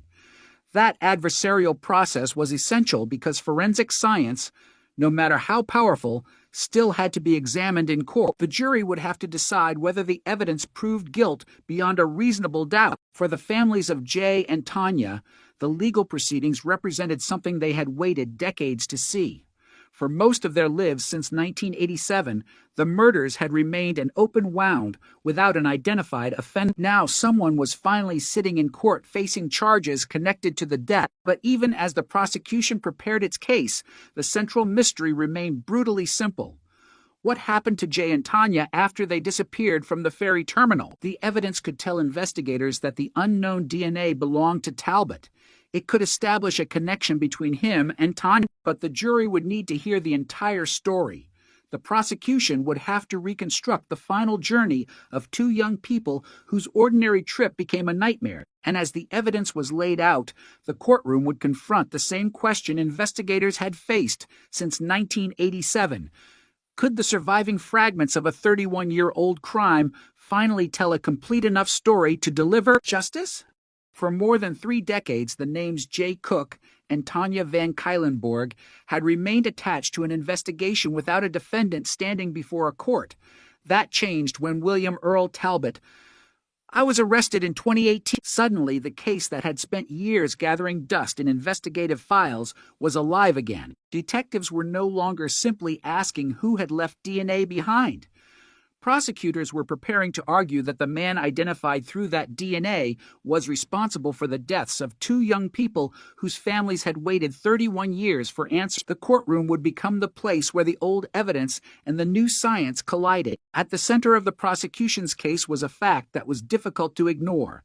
The DNA profile recovered from the original investigation matched Talbot's DNA. The biological evidence had existed decades before investigators knew his name. That meant the identification had not begun with a suspect and worked back. It had begun with evidence and moved forward toward a suspect. That distinction would become one of the defining features of the case. The prosecution's challenge was to connect the scientific result with the events of November 1987 and convince jurors that the evidence formed a coherent story of murder. The defense, meanwhile, had to confront the reality that Talbot's genetic profile had been linked directly to evidence from the investigation. The legal battle would not simply be about whether DNA was present. It would be about what that DNA meant in the context of the entire case. The first task for the prosecution was to take the jury back more than 30 years to a time when Jay and Tanya were still alive and their journey had not yet become a murder investigation. Jay was 20 years old. Tanya was 18. They were young, close, and traveling together in a van belonging to Jay's family. Their trip from British Columbia into Washington had an ordinary purpose. They were going to obtain a furnace part for J.S. father. Nothing about the plan suggested that they would never return. Yet within days, both would be dead. Their final confirmed movements became part of the chronology prosecutors needed to reconstruct. They had traveled through Washington and reached the Bremerton area. Around 10 o'clock on the night of November 18th, they purchased a ticket for the ferry to Seattle. After that, certainty disappeared. Investigators would later have to reconstruct the final hours from physical evidence and surviving records rather than from the victims themselves. 6 days after their disappearance, Tanya's body was discovered in Skagit County. The following day, J.S. Van was found in Bellingham. Then, on November 26th, J.S. body was discovered in Snohomish County. The locations created a disturbing geographic trail. The couple had disappeared together, but their bodies were found separately. The van had been abandoned somewhere else. The investigation, therefore, had to determine how those locations were connected. The biological evidence provided one of the strongest links. Semen recovered from Tanya's clothing produced the DNA profile that investigators later identified as Individual A.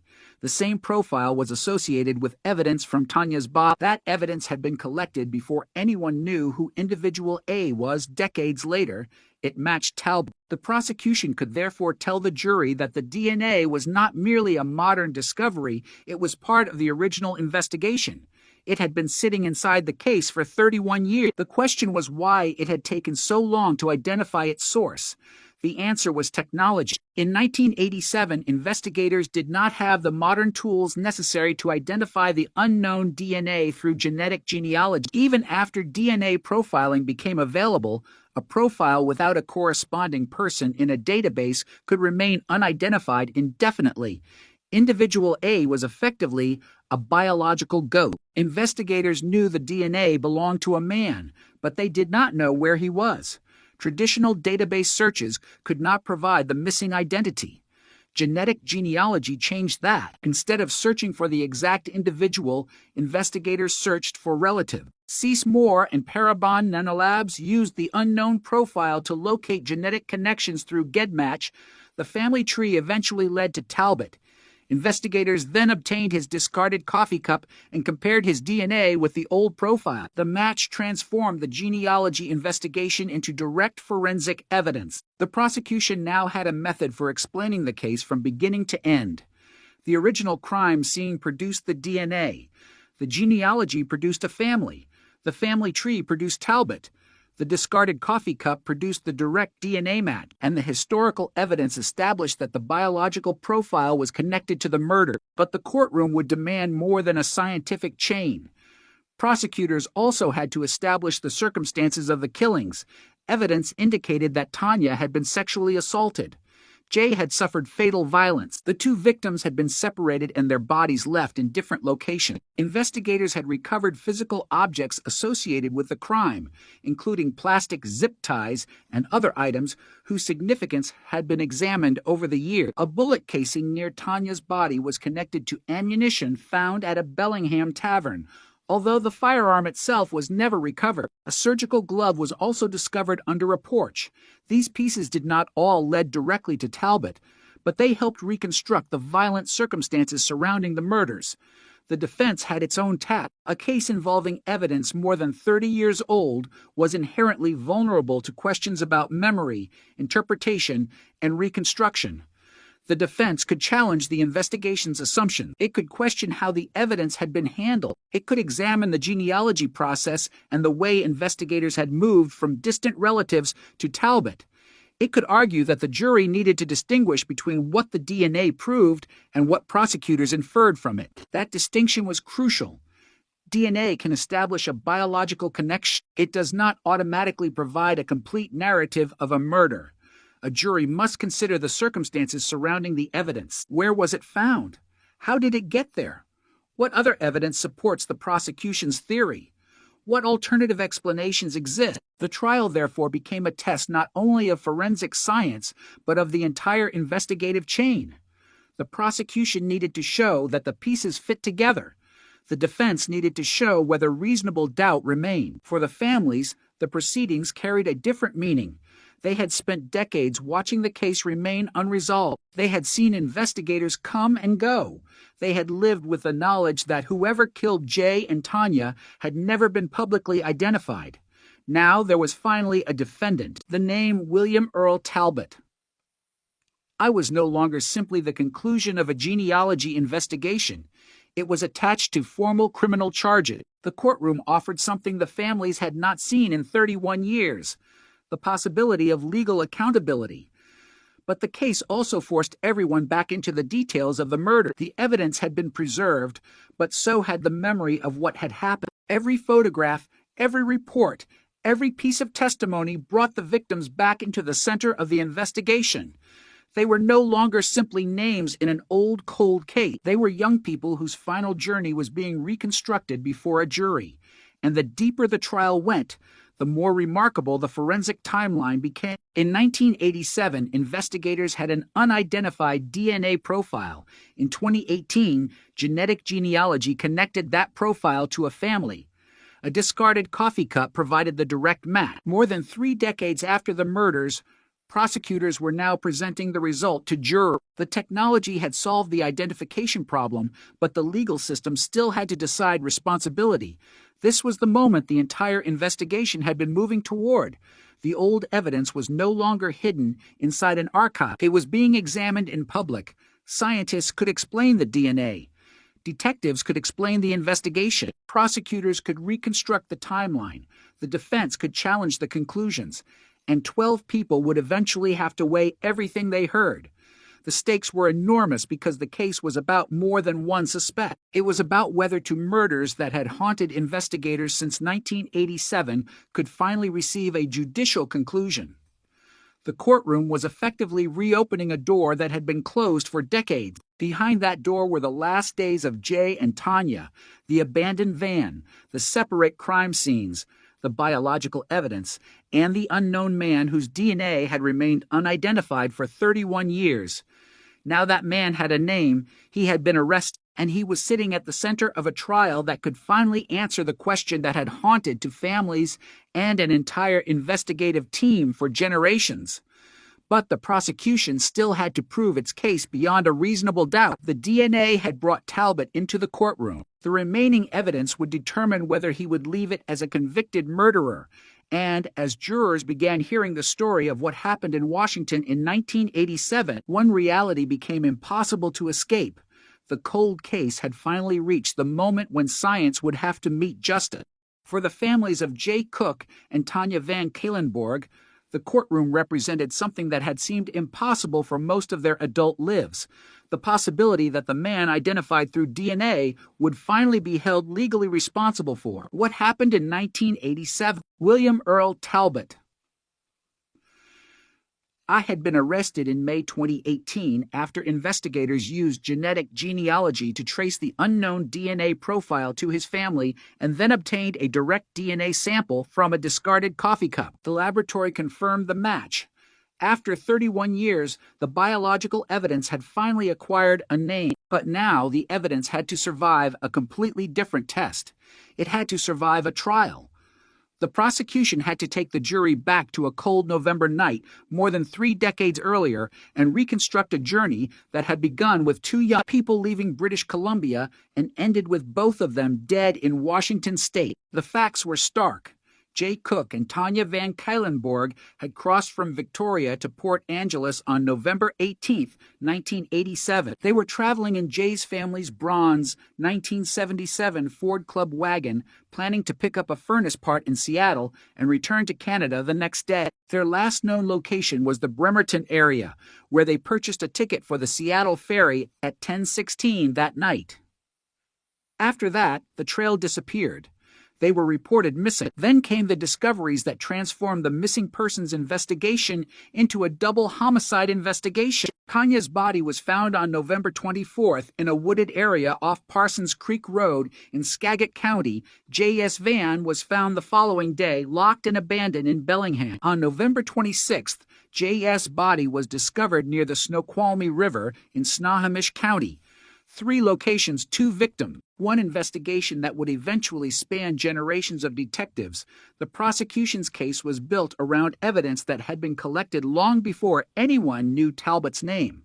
That was critical. The DNA did not appear after investigators chose Talbot as a suspect. It existed from the beginning. Biological evidence recovered from Tanya's clothing and body produced a male DNA profile. Investigators searched traditional law enforcement databases for years, but no match appeared. The unknown profile remained what detectives called Individual A. Then, genetic genealogy changed the search. Investigators provided the DNA data to Parabon Nanolabs, whose genealogists used GEDmatch to identify promising genetic connections to relatives of the unknown man. Those connections were used to construct a family tree. Eventually, the investigation led to William Earl Talbot I. Police then obtained a discarded coffee cup that Talbot had used. The Washington State Patrol Crime Laboratory confirmed that the DNA from the cup positively matched the crime scene profile. That scientific sequence became one of the most extraordinary aspects of the prosecution. The investigators had not started with Talbot and then searched for evidence to connect him to the crime. They had started with evidence from the crime and followed it toward Talbot. 31 years separated the original sample from the suspect's discarded cup, but the genetic profile remained the same. The biological evidence had effectively preserved a connection across time. The courtroom now had to examine what that connection meant. The prosecution would present the DNA as a major piece of evidence linking Talbot to Tanya. But the case was not based on DNA alone. Investigators also revisited the physical evidence surrounding the murder. Tanya had been sexually assaulted and shot. Jay had been beaten and strangled. A light blue blanket had been found wrapped around Jay's body, and investigators said neither victim's family recognized it. Tanya's 35mm Minolta camera was missing. Its lens was later recovered from a Portland pawn shop in 1990, while the camera body remained missing. These details had haunted the investigation because they suggested that objects connected to the victims had traveled beyond the immediate crime scenes. The locations themselves also mattered. According to investigators, Talbot had been living in the Woodinville area around the time of the murders, and his parents' residence was approximately 7 miles from where J.S.'s body was discovered. That geographical connection did not prove the murders by itself, but it became another piece of the prosecution's reconstruction. Investigators were trying to understand not only the biological connection, but also the physical landscape surrounding the crime. The man whose DNA had been recovered from evidence was now known. Where had he been in 1987? What connection did he have to the area? How could the evidence be interpreted in light of his known circumstances? Every question became part of the larger puzzle. The passage of time made the prosecution both extraordinary and difficult. 31 years can change almost everything about a person. A 24-year-old man can become a 55-year-old man. Neighborhoods change, buildings disappear, roads are rebuilt, people move, memories become less precise, witnesses die or become difficult to locate. Yet DNA has a peculiar relationship with time. If biological evidence is preserved properly, its genetic information can remain useful long after the people involved have aged. The DNA does not remember the crime, but it can preserve a biological connection that investigators can test decades later. That was exactly what happened here. The original investigators could not identify individual the later investigators could. The science had changed even though the evidence had not, but the defense still had an opportunity to challenge the state's interpretation. Genetic genealogy was relatively new, and the idea of using distant relatives to locate a murder suspect had generated intense interest. The defense could question the investigative process, the handling of evidence, the interpretation of the DNA, and the conclusions drawn from the broader circumstances. A jury could not simply be told that genealogy had produced a name. They had to understand how investigators moved from an unknown DNA profile to a family, and then from that family to Talbot. They also had to understand the significance of the direct DNA comparison from the discarded coffee cup. The genealogy was the investigative bridge. The direct comparison was the forensic confirmation. That distinction allowed prosecutors to explain why the case had progressed from a 31-year mystery to a specific defendant. For the families, however, the science could never be separated from the human cost. Jay was 20 years old. Tanya was 18. They had left home expecting to return the next day. Instead, their families spent decades living with the absence created by their deaths. Every birthday, every anniversary, every ordinary family event carried the knowledge that 2 young lives had been cut short. The passage of time did not make the murders disappear. It simply made the unanswered question older. Then the arrest arrived. Suddenly, the families were hearing a name: William Earl Talbot. The man investigators believed was individual A was no longer an invisible figure.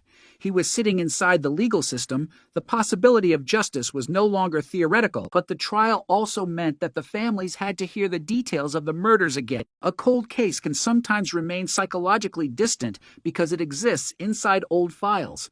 A courtroom removes that distance. Evidence is read aloud. Photographs are discussed. Investigators explain what they found. Lawyers argue over what it means. The victims become present again through the testimony and records of the investigation. And for everyone involved, the central question becomes unavoidable. What happened during those final hours? The evidence could establish certain connections, but not every moment could be reconstructed. The last confirmed sighting of Jay and Tanya was the ferry ticket purchased in Bremerton. After that, investigators had to work with fragments. The bodies were found days later in separate locations. The van had been abandoned in Bellingham. Tanya's belongings were scattered. The camera remained missing except for its lens. A blanket appeared at Jay's body that his family did not recognize. The case was a landscape of unanswered questions. Yet the DNA provided something extraordinarily concrete. It connected Talbot to biological evidence from the investigation. That was the piece that had been missing since 1987. The prosecution could now place a human identity behind individual A. The man whose DNA had been preserved from the original case was sitting in court decades later. As the trial progressed, the jury was asked to consider evidence that had survived longer than many of the people who had originally investigated the crime. Detectives who had worked the case decades earlier had passed their knowledge to a new generation. Laboratory technology had evolved.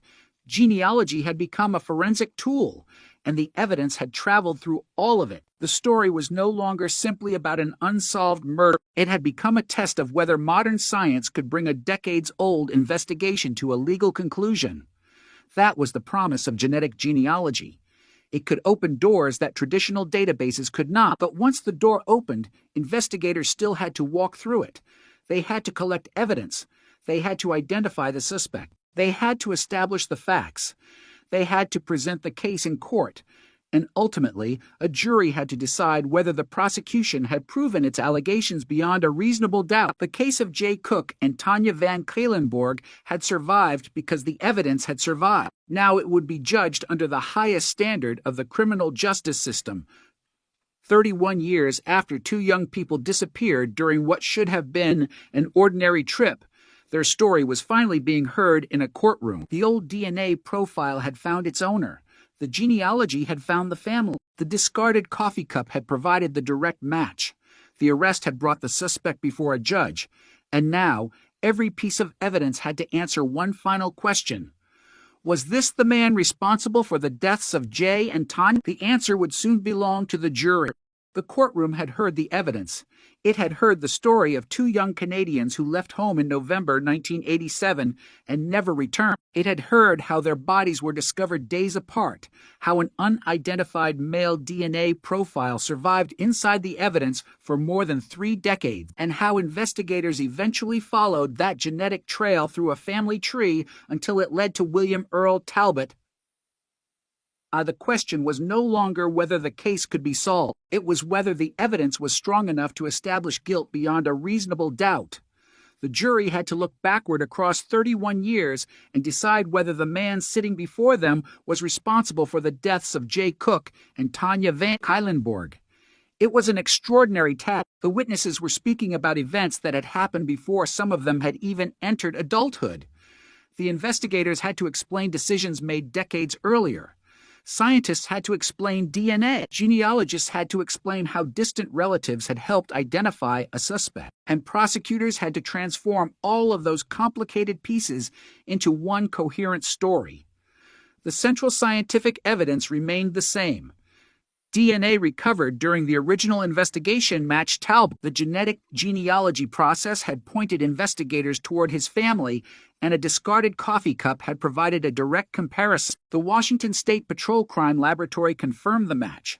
That evidence had been collected independently of Talbot's identification. It existed before investigators knew his name. That fact gave the prosecution a powerful foundation. The state was not asking the jury to believe that detectives had selected Talbot and then searched for something that would connect him to the crime. The opposite had happened. The DNA came first. The suspect came later. The evidence had effectively led investigators to the man, but the jury still had to understand the human story behind the science. Jay Cook and Tanya Van Cuylenborg had left Victoria on November 18, 1987. Jay was 20. Tanya was 18. Their trip was supposed to be brief. They were traveling to Washington to obtain a furnace part for Jay's father. They took the ferry from Victoria to Port Angeles and continued south. Their last known movement came in Bremerton, where they purchased a ticket for the Seattle ferry at approximately 10:16 that night. After that, their lives disappeared into uncertainty. Their families searched. Posters were distributed. Investigators began looking for the couple. Then the discoveries came. Tanya's body was found on November 24th in a wooded area of Skagit County. J.S. van was located the next day in Bellingham, locked and abandoned. On November 26th, J.S. body was found in Snohomish County. The original investigation had therefore uncovered a disturbing chain stretching across several locations.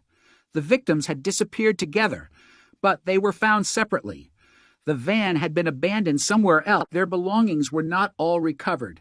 Some evidence pointed toward a violent encounter, while other clues remained unexplained. Among the most important was the biological evidence connected to Tanya.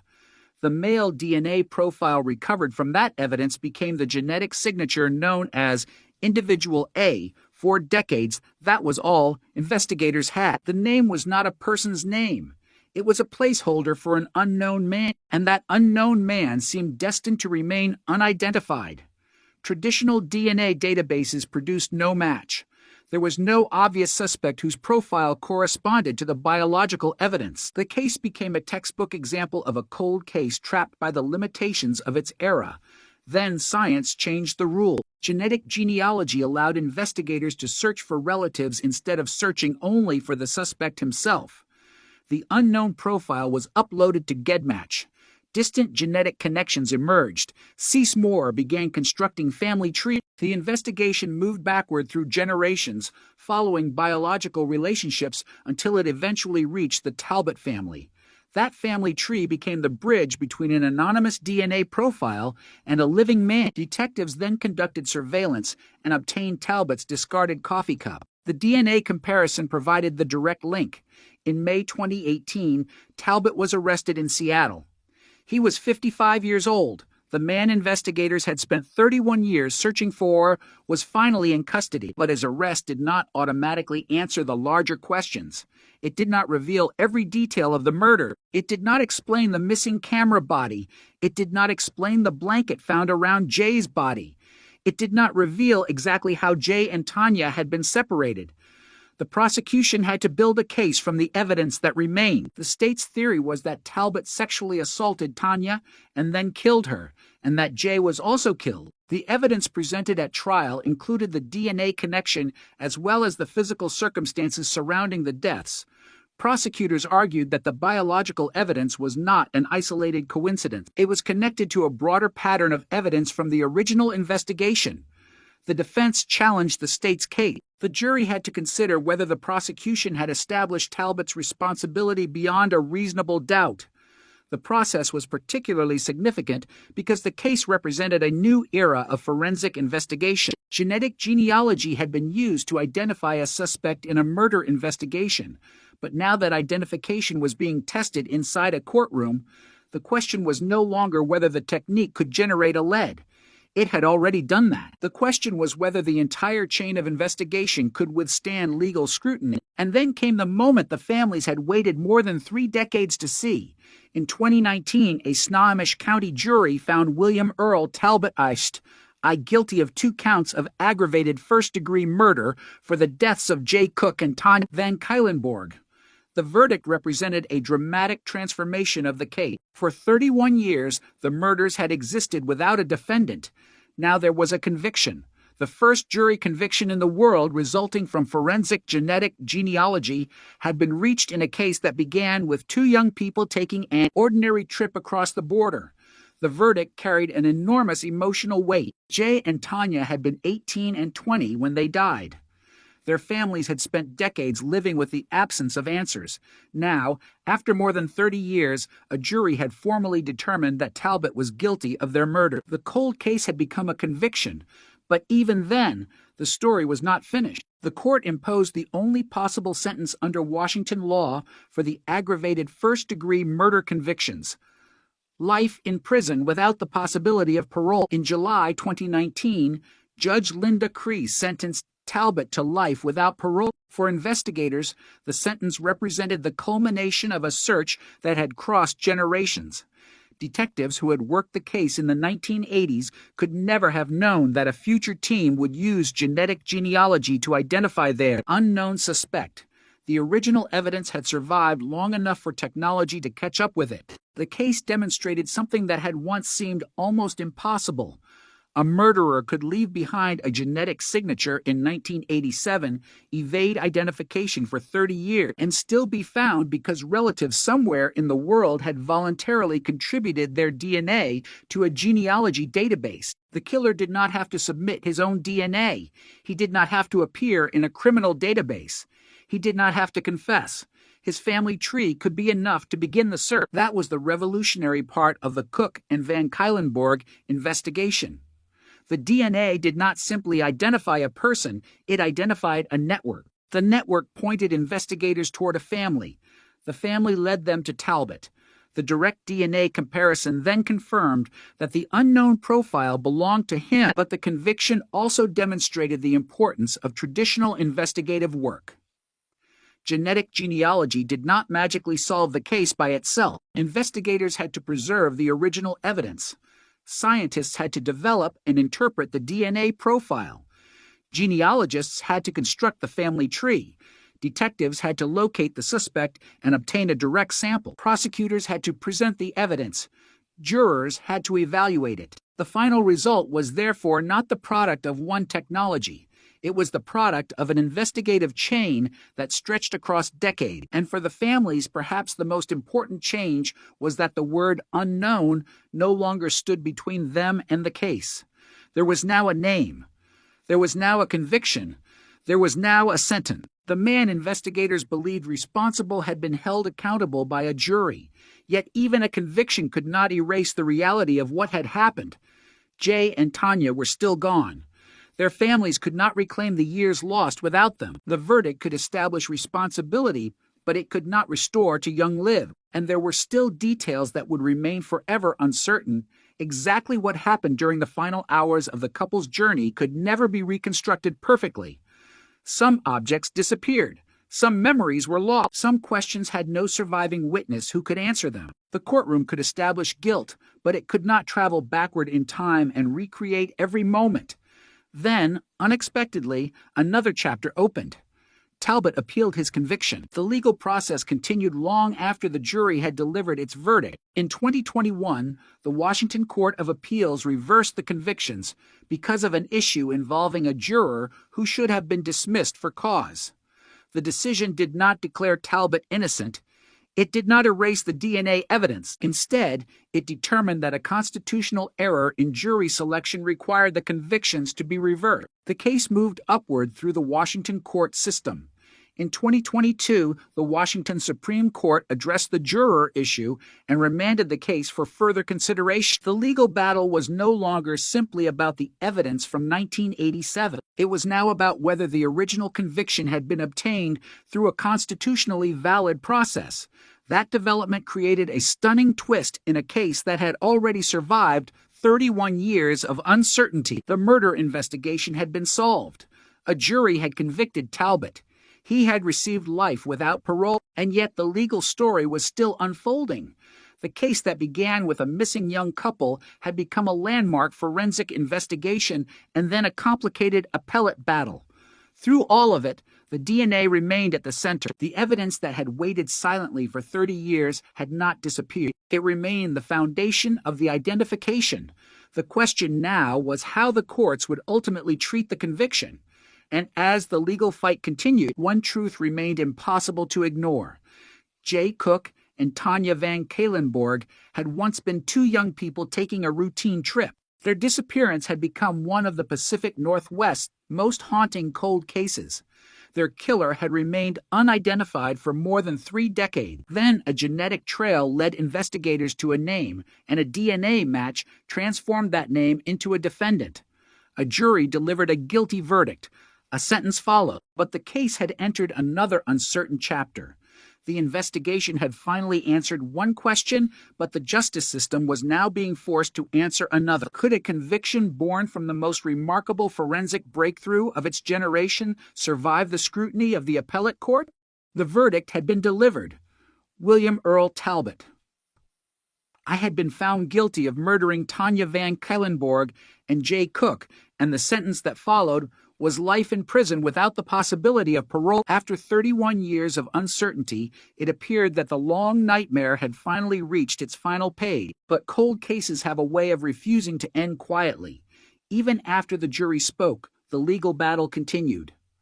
Talbot appealed his convictions, and the case that had become a landmark in forensic genealogy suddenly entered another dangerous chapter. The evidence had survived 31 years. Now the conviction itself would have to survive the courts. The first trial had already demonstrated how extraordinary the investigation was. A DNA profile recovered in 1987 had remained unidentified for decades. Genetic genealogy had eventually connected that profile to relatives of the unknown man. Investigators followed the family tree toward William Earl Talbot II, obtained a discarded coffee cup, and confirmed the direct DNA match. The arrest followed in 2018. 2 years later, the courtroom had transformed that scientific breakthrough into a conviction, but the defense continued to challenge the result. Talbot's lawyers argued that the evidence did not establish beyond a reasonable doubt that he had committed the murders. They pointed to the distinction between proving that Talbot's DNA was present and proving that he was the person who killed Jay and Tanya. The argument was simple but powerful. DNA could establish contact, but the jury still had to determine what that contact meant. The prosecution had presented its theory that Talbot sexually assaulted Tanya and killed both victims. The defense argued that the evidence did not necessarily prove that the person whose DNA was found had committed the murders. The legal system now had to examine those arguments carefully. But another issue would eventually become even more important. During jury selection, one prospective juror had expressed concerns about whether she could remain impartial. She had personal experiences involving violence against women and indicated that she was uncertain about whether those experiences could affect her judgment. The defense challenged her for cause. The judge did not remove her. She ultimately served on the jury. The issue would later become the centerpiece of Talbot's appeal. In December 2021, the Washington Court of Appeals overturned his conviction, concluding that the juror should have been dismissed because of her expressed concerns about impartiality. For a moment, the case appeared to have been thrown back into uncertainty. The verdict that had seemed to close a 31-year investigation had been undone. The families who had waited decades for justice suddenly faced the possibility of another trial. The emotional impact was enormous. After all those years, they had finally heard the word guilty. Now that word had been taken away by an appellate decision.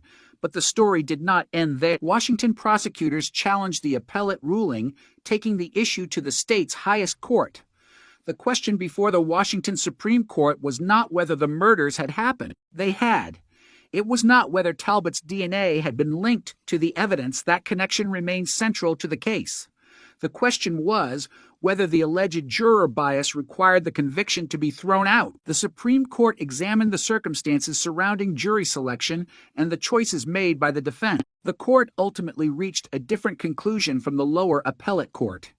In December 2022, the Washington Supreme Court reinstated Talbot's conviction. The court determined that although the defense had challenged the juror for cause, defense attorneys still had peremptory challenges available and had chosen not to use one to remove that juror.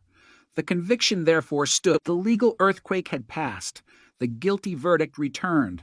The life sentence remained. A case that had once appeared to be headed toward a new trial was pulled back from the edge. The decision was significant not only for Talbot, but for the future of forensic genetic genealogy. The case had already become a landmark because investigators had used genetic genealogy to identify the suspect. Now the conviction had survived appellate scrutiny. The evidence that had begun with an unknown DNA profile in 1987 had endured an investigation, an arrest, a trial, a conviction, an appeal, and another appeal. The genetic trail had not disappeared. The court had not erased it.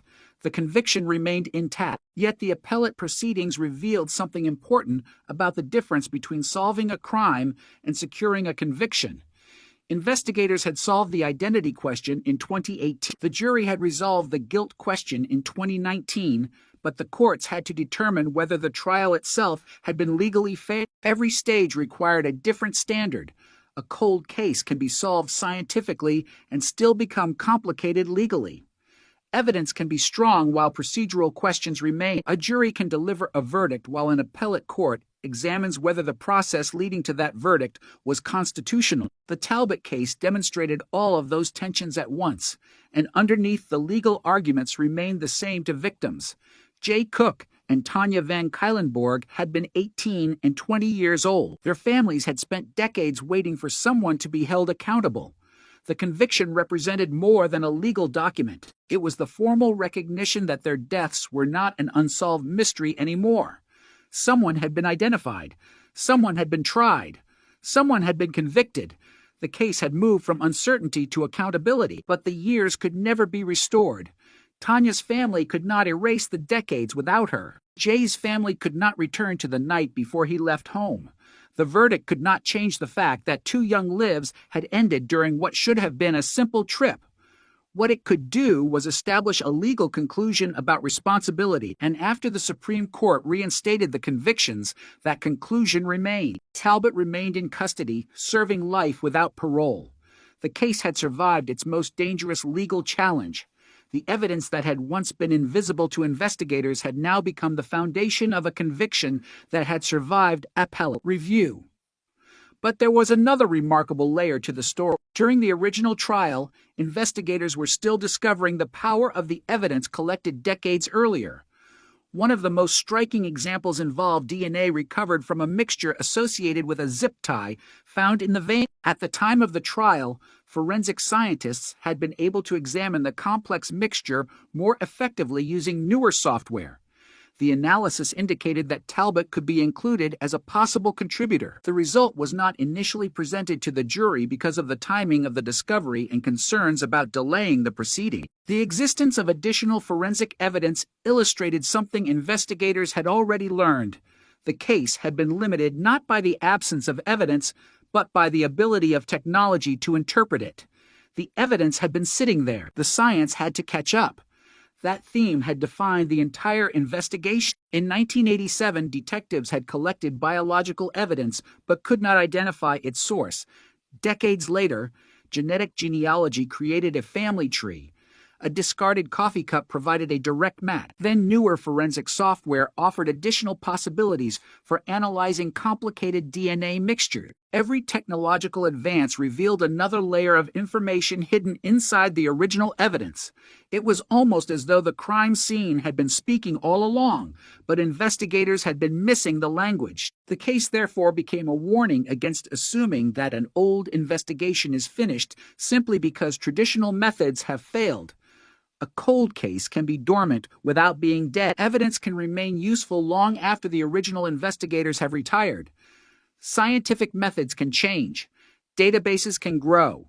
Software can become more powerful. A clue dismissed as inconclusive in one decade can become decisive in another. Jay and Tanya's case demonstrated this in the most dramatic possible way. For 31 years, individual A was simply an unknown genetic profile. Then genetic genealogy transformed him from a biological mystery into a family connection. The family connection became William Earl Talbot. The direct DNA test confirmed the connection. The arrest followed. The trial followed. The conviction followed. And when that conviction was challenged, the state's highest court ultimately restored it. The legal system had moved through another layer of uncertainty and returned to the same conclusion. guilty life without parole. The case was no longer simply a cold case solved by DNA. It had become a landmark in the history of criminal investigation. It demonstrated that a murderer could remain unidentified for decades and still be located through relatives who had never met him, through DNA databases created for entirely different purposes, and through genealogical records that existed long before detectives ever knew the suspect's name. The technology was revolutionary, but the story remained deeply human. Somewhere behind every database entry was a family. Behind every forensic profile was a victim. Behind every legal argument were people who had spent decades waiting for answers. And behind the name William Earl Talbot, I was the unresolved question that had driven the investigation from the beginning. What exactly happened to Jay and Tanya during their final hours? The courts could establish guilt. DNA could establish a biological connection. Investigators could reconstruct movements and circumstances, but no technology could recover every lost moment. Some details would remain forever beyond reach. The final journey of the victims could be reconstructed only from fragments. Their last confirmed movements, the abandoned van, the separate locations where their bodies were discovered, the physical evidence, the DNA, the genealogy, the investigation, the trial, the verdict. Each piece told part of the story. None could return to the night itself, yet perhaps that was the most haunting aspect of all. For 31 years, the killer's identity had been hidden. Then, in a matter of months, the case moved from anonymity to arrest, from arrest to trial, from trial to conviction, from conviction to reversal, and finally back to conviction. The legal system had nearly reopened the entire nightmare before closing the door again. And when it did, the final picture was remarkably clear. The DNA that had survived since 1987 had led investigators to William Earl Talbot II. The jury had found him guilty. The sentence remained life without parole. The Washington Supreme Court had restored the conviction. The cold case had survived its final major legal challenge. Yet the case continued to echo far beyond one courtroom. It became a symbol of what modern forensic science could accomplish. It showed that a person could evade traditional identification for decades and still leave behind a biological trail that technology might someday follow. It showed investigators that old evidence should not automatically be considered useless. And it showed families waiting for answers that time does not necessarily destroy the possibility of justice. Sometimes the evidence simply has to wait. For Jay and Tanya, the wait had lasted 31 years. For their families, the consequences lasted a lifetime. And for investigators, the case became a reminder that the smallest surviving trace can sometimes outlive the person who left it behind. The killer may change his name, his appearance, his job, his address, even his entire life. But DNA does not change. A fingerprint does not forget. Evidence does not care how much time passes. And somewhere inside an old case file, the truth can remain exactly where investigators left it, waiting for the technology of another generation to finally uncover it. The conviction had survived the most serious legal challenge, but the story of Jay Cook and Tanya Van Cuylenborg was still far from simple. The murders had been solved through a forensic breakthrough that seemed almost impossible when the investigation began. Yet the deeper investigators looked, the more they realized that the case contained layers of evidence that had been waiting for decades to be understood. The DNA that identified William Earl Talbot, I was only the beginning. Other pieces of physical evidence, once inconclusive or impossible to interpret, could now be examined through modern forensic methods. The case had become a remarkable demonstration of what happens when old evidence meets new science. In 1987, investigators had collected biological material, clothing, objects, and other traces from multiple locations. They had worked with the technology available to them. They followed leads. They interviewed people. They searched for suspects. But the central biological profile did not match anyone in the law enforcement databases available at the time. The unknown man remained unidentified. For decades, that seemed to be the end of the story. It was not. The genetic genealogy breakthrough proved that the evidence had not been exhausted. It had simply reached the limits of what investigators could do with it at that moment. When the investigation was reopened with modern genetic tools, the old DNA suddenly became a roadmap. That road eventually led to Talbot. The direct DNA comparison from his discarded coffee cup confirmed the connection. The jury convicted him in 2019. The Washington Supreme Court later reinstated those convictions after an appellate challenge involving a juror, and in December 2023, the Court of Appeals on remand again affirmed the convictions while directing the trial court to strike an erroneous firearm enhancement from the judgment and sentence. But the legal process was only one part of the story. The physical evidence continued to reveal why this investigation had been so difficult from the beginning. And Tanya had not simply disappeared from one location. Their final journey had left a trail across Washington state. Tanya's body was found in Skagit County. Jaya's body was found in Snohomish County. Their van was abandoned in Bellingham. Those locations forced investigators to reconstruct a sequence that had never been witnessed from beginning to end. The couple had crossed into Washington together. They had traveled south. They had purchased their final known ferry ticket. Then, somewhere between those known moments, the path turned into violence. The van became one of the most important pieces of that mystery. It had been found locked and abandoned in a parking lot in Bellingham. Inside were traces of the couple's journey and evidence that investigators would continue examining for decades. Tanya's camera was missing. Her Minolta lens was eventually recovered from a pawn shop in Portland in 1990, but the camera body itself was never found. That missing object became another unanswered question. Where had the camera gone? Who had possessed it after the murders? Why had it been separated from the other belongings? Investigators could establish that the lens had traveled far from the original crime scene, but the camera body remained missing. The blanket found around J.S.'s body created another mystery. It was light blue, and his family did not recognize it. That meant investigators were looking at an object that apparently had not belonged to either victim. Where had it come from? Who had brought it to the location where Jay's body was found? Was it connected to the killer? Or was it simply an object whose significance could never be determined? Cold cases are filled with clues like that. An object can be undeniably real while its meaning remains uncertain. The investigator can preserve it, photograph it, record it, and place it inside an evidence file. But preservation does not guarantee interpretation.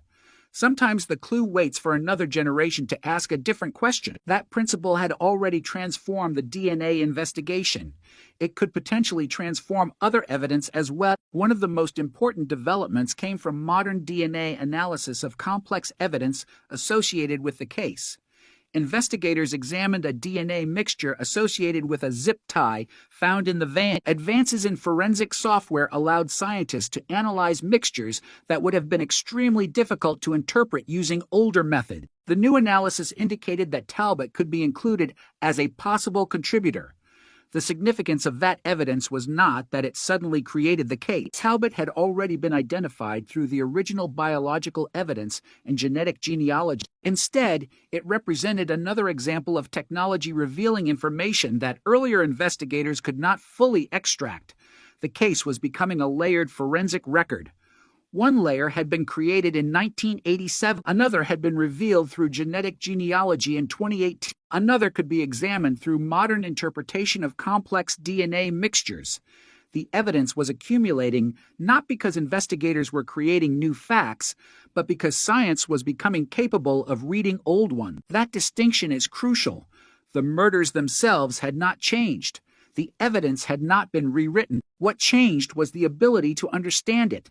And that is why cold cases can remain alive for decades. The physical evidence may be static, but forensic science is not. A sample that produced only a limited result decades ago can later produce a much stronger profile. A fingerprint that once could not be matched may become identifiable after databases expand. A DNA profile that once had nowhere to go may eventually connect to a relative in a genealogy database. A mixture once considered too complicated may become interpretable through new software. Time does not always destroy evidence. Sometimes it creates the opportunity for better science to arrive. The Cook and Van Cuylenborg investigation became one of the clearest demonstrations of that principle. In 1987, investigators knew they had a biological clue. They simply could not identify its source. In 2018, genetic genealogy changed the direction of the search. Instead of looking for an unknown offender directly, investigators searched for people genetically related to him. The genealogy pointed toward the Talbot family. Detectives then used traditional investigative methods to obtain Talbot's discarded coffee cup. The laboratory confirmed the direct DNA match. Suddenly, 31 years of uncertainty collapsed into a specific identity. The arrest followed. The trial followed. The conviction followed. And then the appeal demonstrated another important truth. Solving a crime and proving a case in court are separate processes. Investigators can identify a suspect. Prosecutors must prove guilt. Defense attorneys can challenge evidence. Judges must ensure that constitutional rights are protected. Appellate courts must review whether legal errors affected the fairness of a trial. The Talbot case passed through all of those stages. The Washington Supreme Court rejected the defense's argument that the disputed juror required a new trial and the convictions remained in place. The legal outcome gave the families a level of certainty that had been impossible for most of their lives. But certainty did not mean that every mystery disappeared. There were still unanswered questions about the victim's final hours. There were still objects that had never been recovered. There were still details that no forensic test could reconstruct. The camera body was missing. The firearm connected to ballistic evidence was never recovered. The blanket's origin remained uncertain. The exact sequence of events between the ferry terminal and the discovery of the bodies could never be completely reconstructed. These gaps are what make the case so haunting. A murder investigation can establish responsibility without recovering every missing piece of the story. The law does not require investigators to know every second of a crime, but human curiosity is different. Families want to know what happened. They want to understand the final moments. They want to know where their loved ones were, what they saw, and what the killer did. Those questions can remain long after a conviction, and in the Cook and Van Cuylenborg case, the surviving evidence could answer some questions, but not all of them. The DNA could identify, it could connect. It could establish a biological relationship between a suspect and evidence. But DNA cannot describe a conversation. It cannot reveal an intention. It cannot reconstruct every movement inside a vehicle. It cannot explain why someone chose one location rather than another. It cannot bring the victims back. What it can do is preserve a fragment of truth. Sometimes that fragment is enough to reopen an investigation. Sometimes it is enough to identify a suspect. Sometimes it is enough to secure a conviction. In this case, it helped accomplish all three. And perhaps the most extraordinary part is that none of it was planned in 1987. Nobody investigating the murders could have known that decades later, genealogy databases would contain genetic information from distant relatives. Nobody could have known that a genealogist would build a family tree from those connections. Nobody could have known that detectives would follow the tree to a man living in Washington. Nobody could have known that a discarded coffee cup would provide the final direct comparison.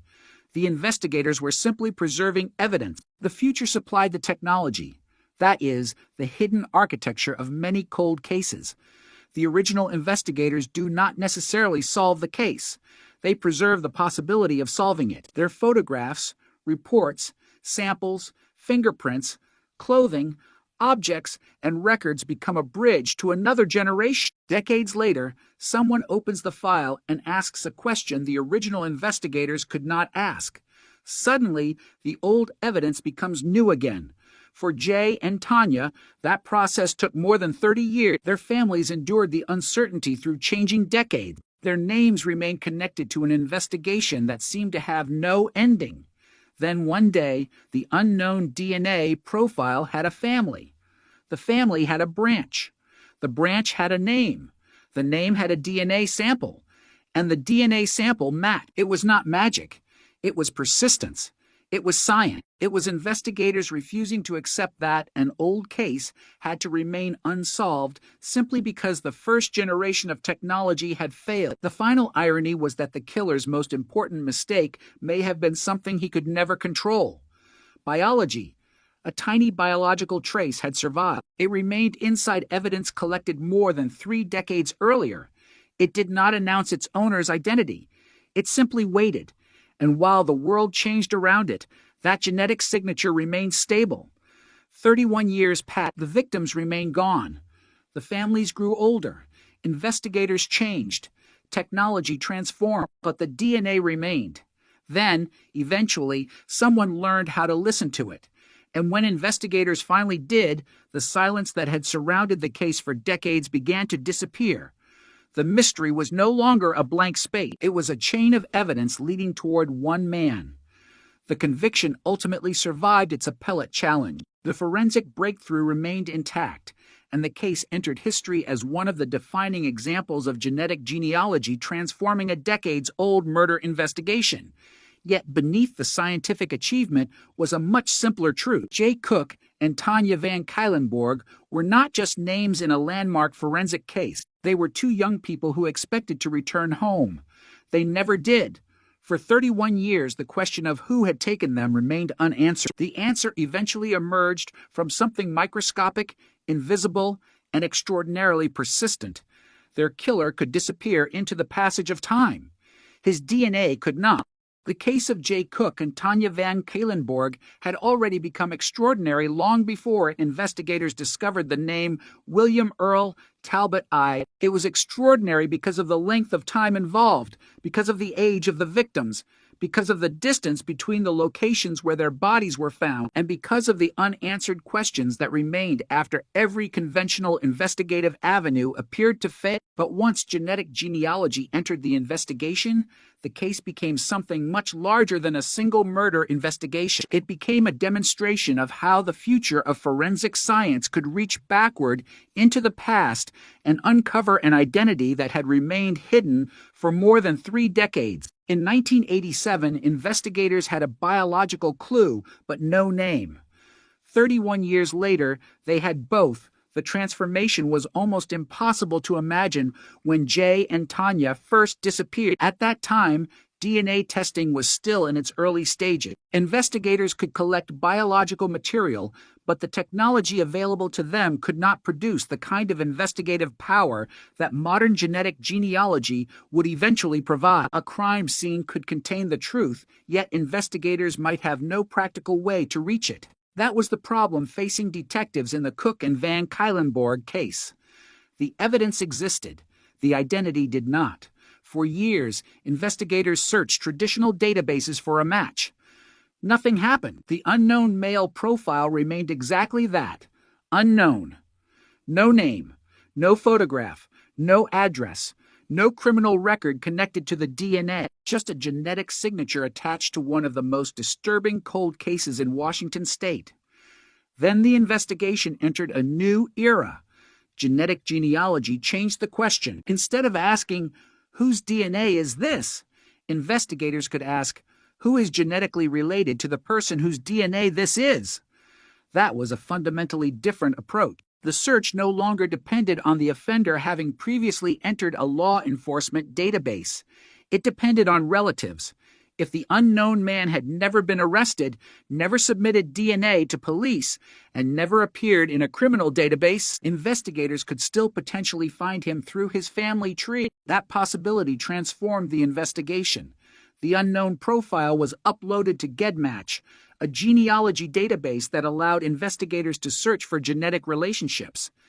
Distant matches appeared. Individually, those matches did not identify the murderer.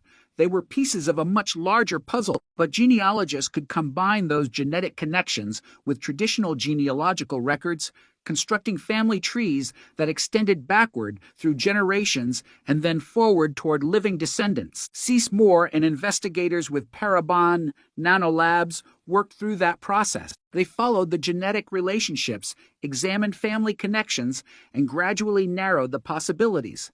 The investigation eventually focused on the Talbot family, but even then, investigators had to be careful. A genealogical connection was not proof of guilt. It was an investigative lead. The family tree could point detectives toward a person, but the person still had to be tested. That distinction became crucial. Investigators eventually obtained a discarded coffee cup used by William Earl Talbot II. The sample was analyzed. The result was decisive. Talbot's DNA matched the unknown male profile recovered during the original investigation. The biological mystery that had lasted 31 years suddenly had an answer. The man investigators had called Individual A had a name: William Earl Talbot. The arrest followed in May 2018, but the significance of that moment went far beyond one suspect. For investigators around the country, the case demonstrated that an unidentified offender could potentially be located through relatives even when the offender himself had never been present in a law enforcement DNA database. The idea was revolutionary. The killer did not have to leave his own genetic information in a police system. Someone in his extended family might have provided enough information to begin constructing a path toward him. That possibility immediately changed the way detectives thought about unsolved murders. Cold cases had always depended on surviving evidence. Now investigators had another question to ask. What could modern genealogy do with the DNA that had already been preserved? The answer could be extraordinary. In the Cook and Van Cuylenborg investigation, the breakthrough did not come because detectives discovered a new crime scene. It came because they revisited old evidence with new technology. The DNA had been there since 1987. The difference was that investigators now had tools capable of interpreting it in a completely different way. That is what made the case so powerful. It demonstrated that time does not always destroy a forensic clue. Sometimes time simply separates the evidence from the technology needed to understand it. Jay and Tanya's case had survived long enough for that technology to arrive. But there was another reason the case became so important. It forced investigators and courts to confront the difference between genetic identification and criminal proof. Finding a suspect through genealogy was one thing.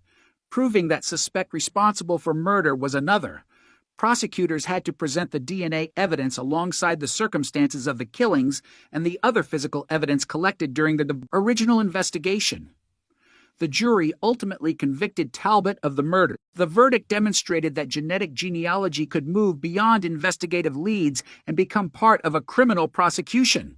That was a major turning point. Before this case, the concept of using genealogy to identify unknown homicide suspects was largely theoretical to the public. After the Talbot investigation, it became a method that law enforcement agencies across the United States began examining for their own unsolved cases. Detectives started looking at old evidence differently. A DNA profile that had produced no match in a traditional criminal database was no longer necessarily a dead end. It might contain a family tree. That family tree might contain a distant relative. That relative might eventually lead investigators to the person they had been searching for. The process could take time. It required specialized expertise. It required careful investigative work. And it raised significant privacy and ethical questions. But the potential was undeniable. The Cook and Van Cuylenborg case had demonstrated the power of the approach in one of the most dramatic ways imaginable. Still, the technology could not answer every question. Even after Talbot's identification and conviction, investigators could not reconstruct every minute of Jay and Tanya's final journey. They could establish important facts. They could establish where the bodies were found. They could establish the presence of biological evidence. They could establish the connection between Talbot's DNA and the unknown profile. But there were gaps that no database could fill. What exactly happened after Jay and Tanya's final confirmed movements? How did they become separated? What happened inside the van? Where did certain missing belongings go? Why was Tanya's camera body never recovered, even though the lens later surfaced in Oregon? What was the origin of the light blue blanket found with Jay? These questions remained part of the shadow surrounding the case. A conviction could answer who was responsible without providing a perfect reconstruction of every event. That distinction is often difficult for families. Legal justice and emotional closure are not the same thing. A verdict can establish guilt. It cannot restore a lost life. It cannot return a son or daughter to a family. It cannot erase 31 years of uncertainty. It can only provide a formal answer to a question that has remained open. For Jay's and Tanya's families, That answer carried enormous weight. They had spent decades knowing that someone had taken their loved ones away and that the person responsible had not been identified. Now there was a conviction. The name that had once been unknown was known. The biological evidence that had once been mysterious had been explained. The case that had once seemed destined to remain unsolved had entered the history books as a landmark forensic investigation. But perhaps the most haunting aspect of the case was the way the evidence had waited. Imagine the original investigators in 1987. They collect biological material. They document the scene. They preserve clothing and objects. They write reports. They search for suspects. They run the technology available to them. The profile produces no answer. Years pass. Detectives retire. New investigators inherit the file. The case becomes colder. Then, decades later, someone opens the evidence again. A new technique is applied. Suddenly, the old sample becomes a map. The map leads to relatives. The relatives led to a family. The family leads to one man, and the discarded coffee cup confirms what the genealogy suggested. That sequence is why the case became so influential. It showed that the most important breakthrough in a cold case may not come from a new clue. It may come from understanding an old clue differently. The evidence had not changed. The question had changed. In 1987, investigators wanted to know whether the DNA matched someone they already knew. In 2018, investigators asked whether the DNA could reveal someone they did not know. That subtle difference opened an entirely new investigative path. The case also changed public understanding of how forensic genealogy worked. Popular imagination can make the process seem instantaneous, as though investigators simply upload DNA and immediately receive a name. Reality is much more complicated. The genealogy process can involve distant genetic matches, extensive family trees, historical records, geographic research, elimination of unrelated branches, and conventional detective work. The final direct DNA comparison remains essential. The genealogy points toward a suspect. It does not replace forensic confirmation. That distinction became part of the legacy of the Cook and Van Cuylenborg case. It was not simply a story about a clever database search. It was a story about investigators combining old evidence, modern genetics, genealogy, laboratory science, surveillance, and traditional police work. Each piece had a role. None could have accomplished the entire investigation alone, and behind all of it was the evidence collected after two young people disappeared in Washington state in 1987. Jay Cook and Tanya Van Cuylenborg had no way of knowing that their deaths would eventually become part of a revolution in forensic investigation. They could not have known that their case would help demonstrate the power of genetic genealogy to the world. They were simply two young people on a journey who expected to go home. Instead, their names became attached to one of the most important cold case breakthroughs of the modern era. Their story proved that an investigation does not necessarily end when the leads disappear. Sometimes it enters a different stage. Sometimes the file waits. Sometimes the evidence waits. And sometimes, after decades of silence, a technology that did not exist when the crime occurred finally gives that evidence a voice. For 31 years, the DNA profile connected to Tanya's murder had been silent. Then the family tree began to unfold. And with every generation traced, the distance between an unknown killer and a known suspect became small until finally there was nowhere left for the mystery to hide. For 31 years, investigators had a biological profile without a person. It was one of the most frustrating situations imaginable in a homicide investigation. The evidence was real. The DNA was real. The connection to the crime was real, but the identity behind it remained hidden. Every traditional database search that failed seemed to deepen the mystery. Every year that passed made the possibility of identifying the offender seem more remote. Then, almost overnight, the search changed direction. Investigators stopped looking for the killer himself and began looking for his relative. That decision would eventually lead them to William Earl Talbot, and transform the Cook and Van Cuylenborg investigation into a landmark case in forensic genetic genealogy.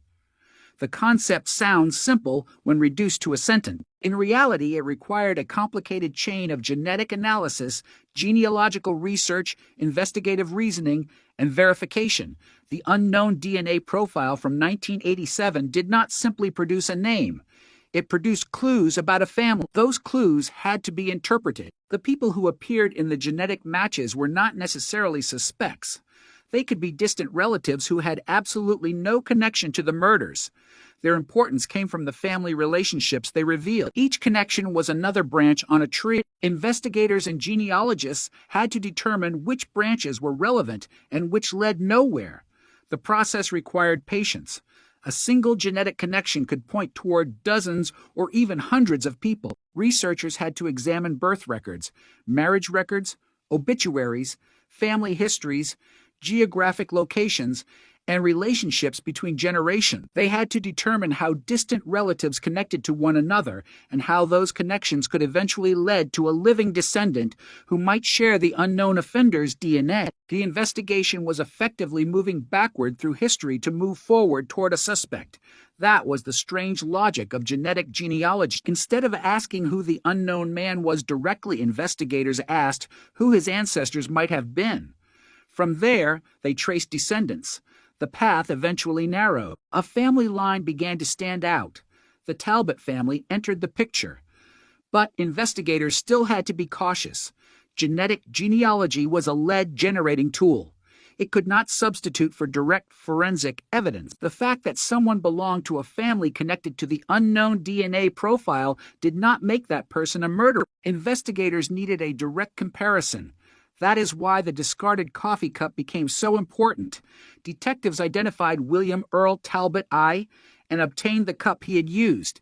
It contained his biological material. Scientists compared that DNA with the profile recovered during the original investigation.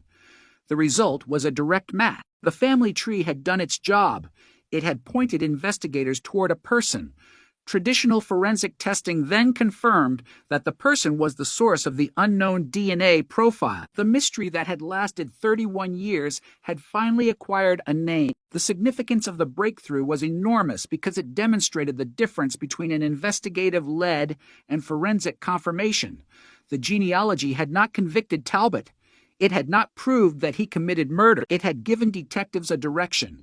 The laboratory comparison provided the direct biological connection. Prosecutors could then present both stages of the process to the jury. The evidence had begun with the victims. It moved through the unknown profile. It traveled through distant relatives. It led to Talbot, and then it returned to the original evidence through a direct DNA match. The chain had closed, yet the genealogy investigation also raised a question that would become increasingly important in the years that followed. How much information can investigators obtain from DNA databases that were not originally created for law enforcement? The databases used in genealogy were designed to help people explore ancestry and family history. Participants generally uploaded their genetic information for genealogical purposes.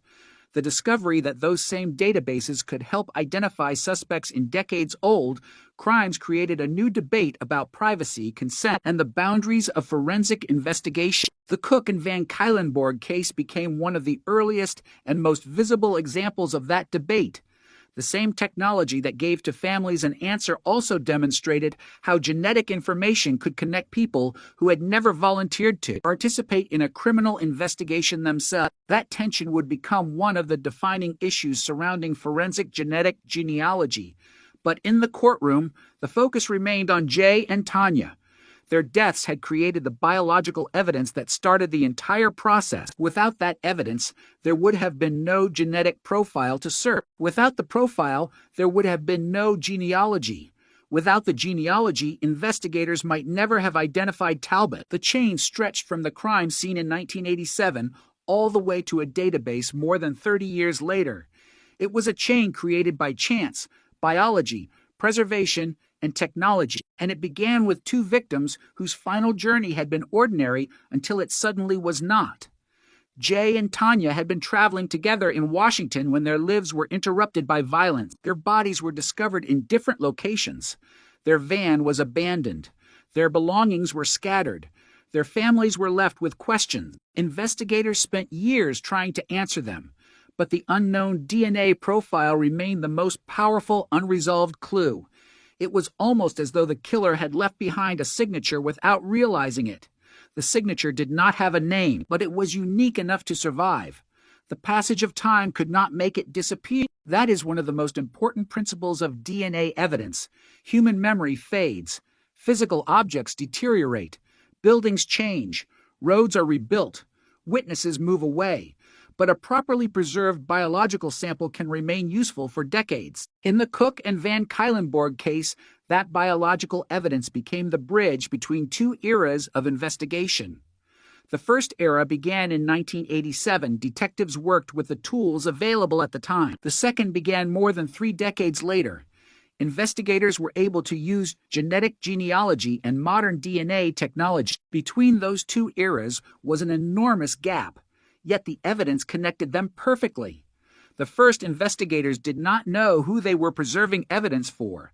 They were simply doing their job. They could not have known that decades later, another team would open the file and find that the biological material still contained an answer. That is the quiet power of evidence preservation.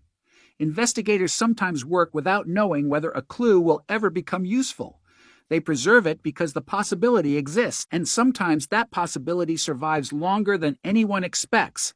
The Talbot identification demonstrated exactly that. But once the suspect was identified, investigators still had to investigate the broader circumstances.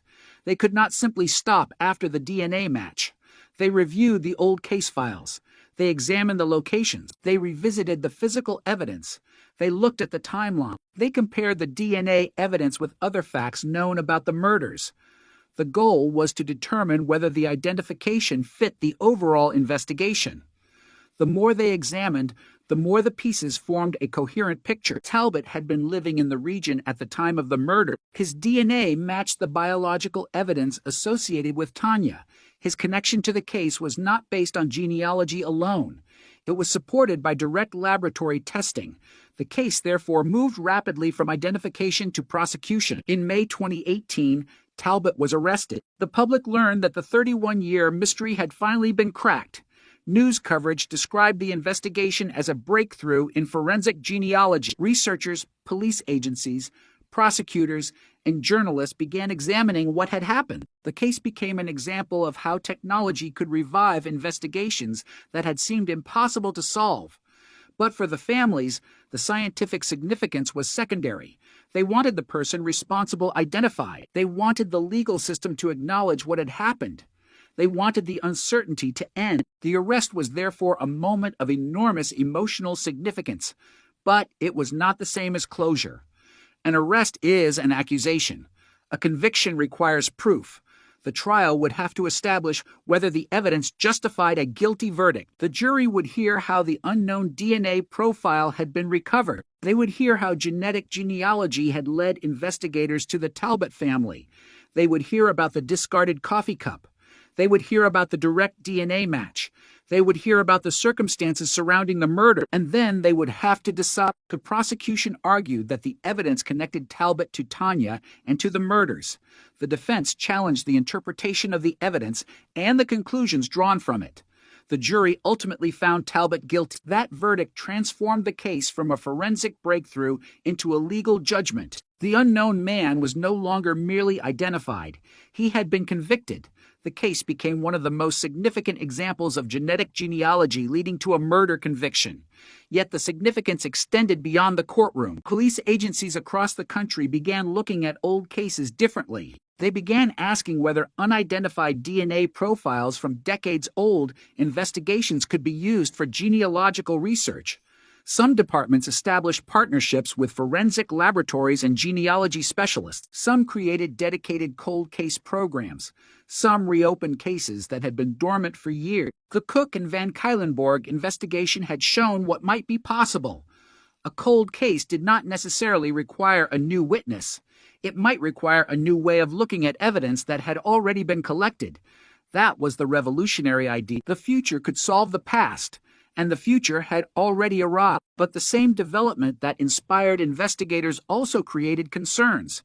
If a person's distant relative could help identify them in a criminal investigation, what did that mean for genetic privacy? Could people who had never participated in genealogy databases become indirectly identifiable? How should law enforcement use genetic information? What rules should govern the process? Those questions became part of the larger legacy of the case, yet none of those debates changed the basic reality that the genetic evidence had given Jay and Tanya's families something they had not had since 1987, an identified suspect. Their case had moved from an anonymous DNA profile to a family tree, from a family tree to a name, and from a name to a conviction. It was a journey that could not have been imagined when the victims first disappeared, and perhaps the most haunting part was how ordinary the beginning had been. Jay and Tanya were not setting out to become part of forensic history. They were simply traveling together. They expected to return home. Instead, they became the victims of a crime that would remain unsolved for 31 years. Their story would eventually help demonstrate that even when a killer disappears into the passage of time, his biological signature may remain. It can hide in a laboratory freezer. It can sit inside an evidence envelope. It can wait in a database. It can remain invisible to investigators for decades, but it does not forget its identity. It simply waits for someone to recognize what it means. And when investigators finally understood how to read the DNA left behind in 1987, the mystery that had haunted them for generations began to collapse. The unknown man had become a relative. The relative had become a suspect. The suspect had become a defendant, and the defendant had become a convicted murderer. 31 years of silence had been broken by a family tree.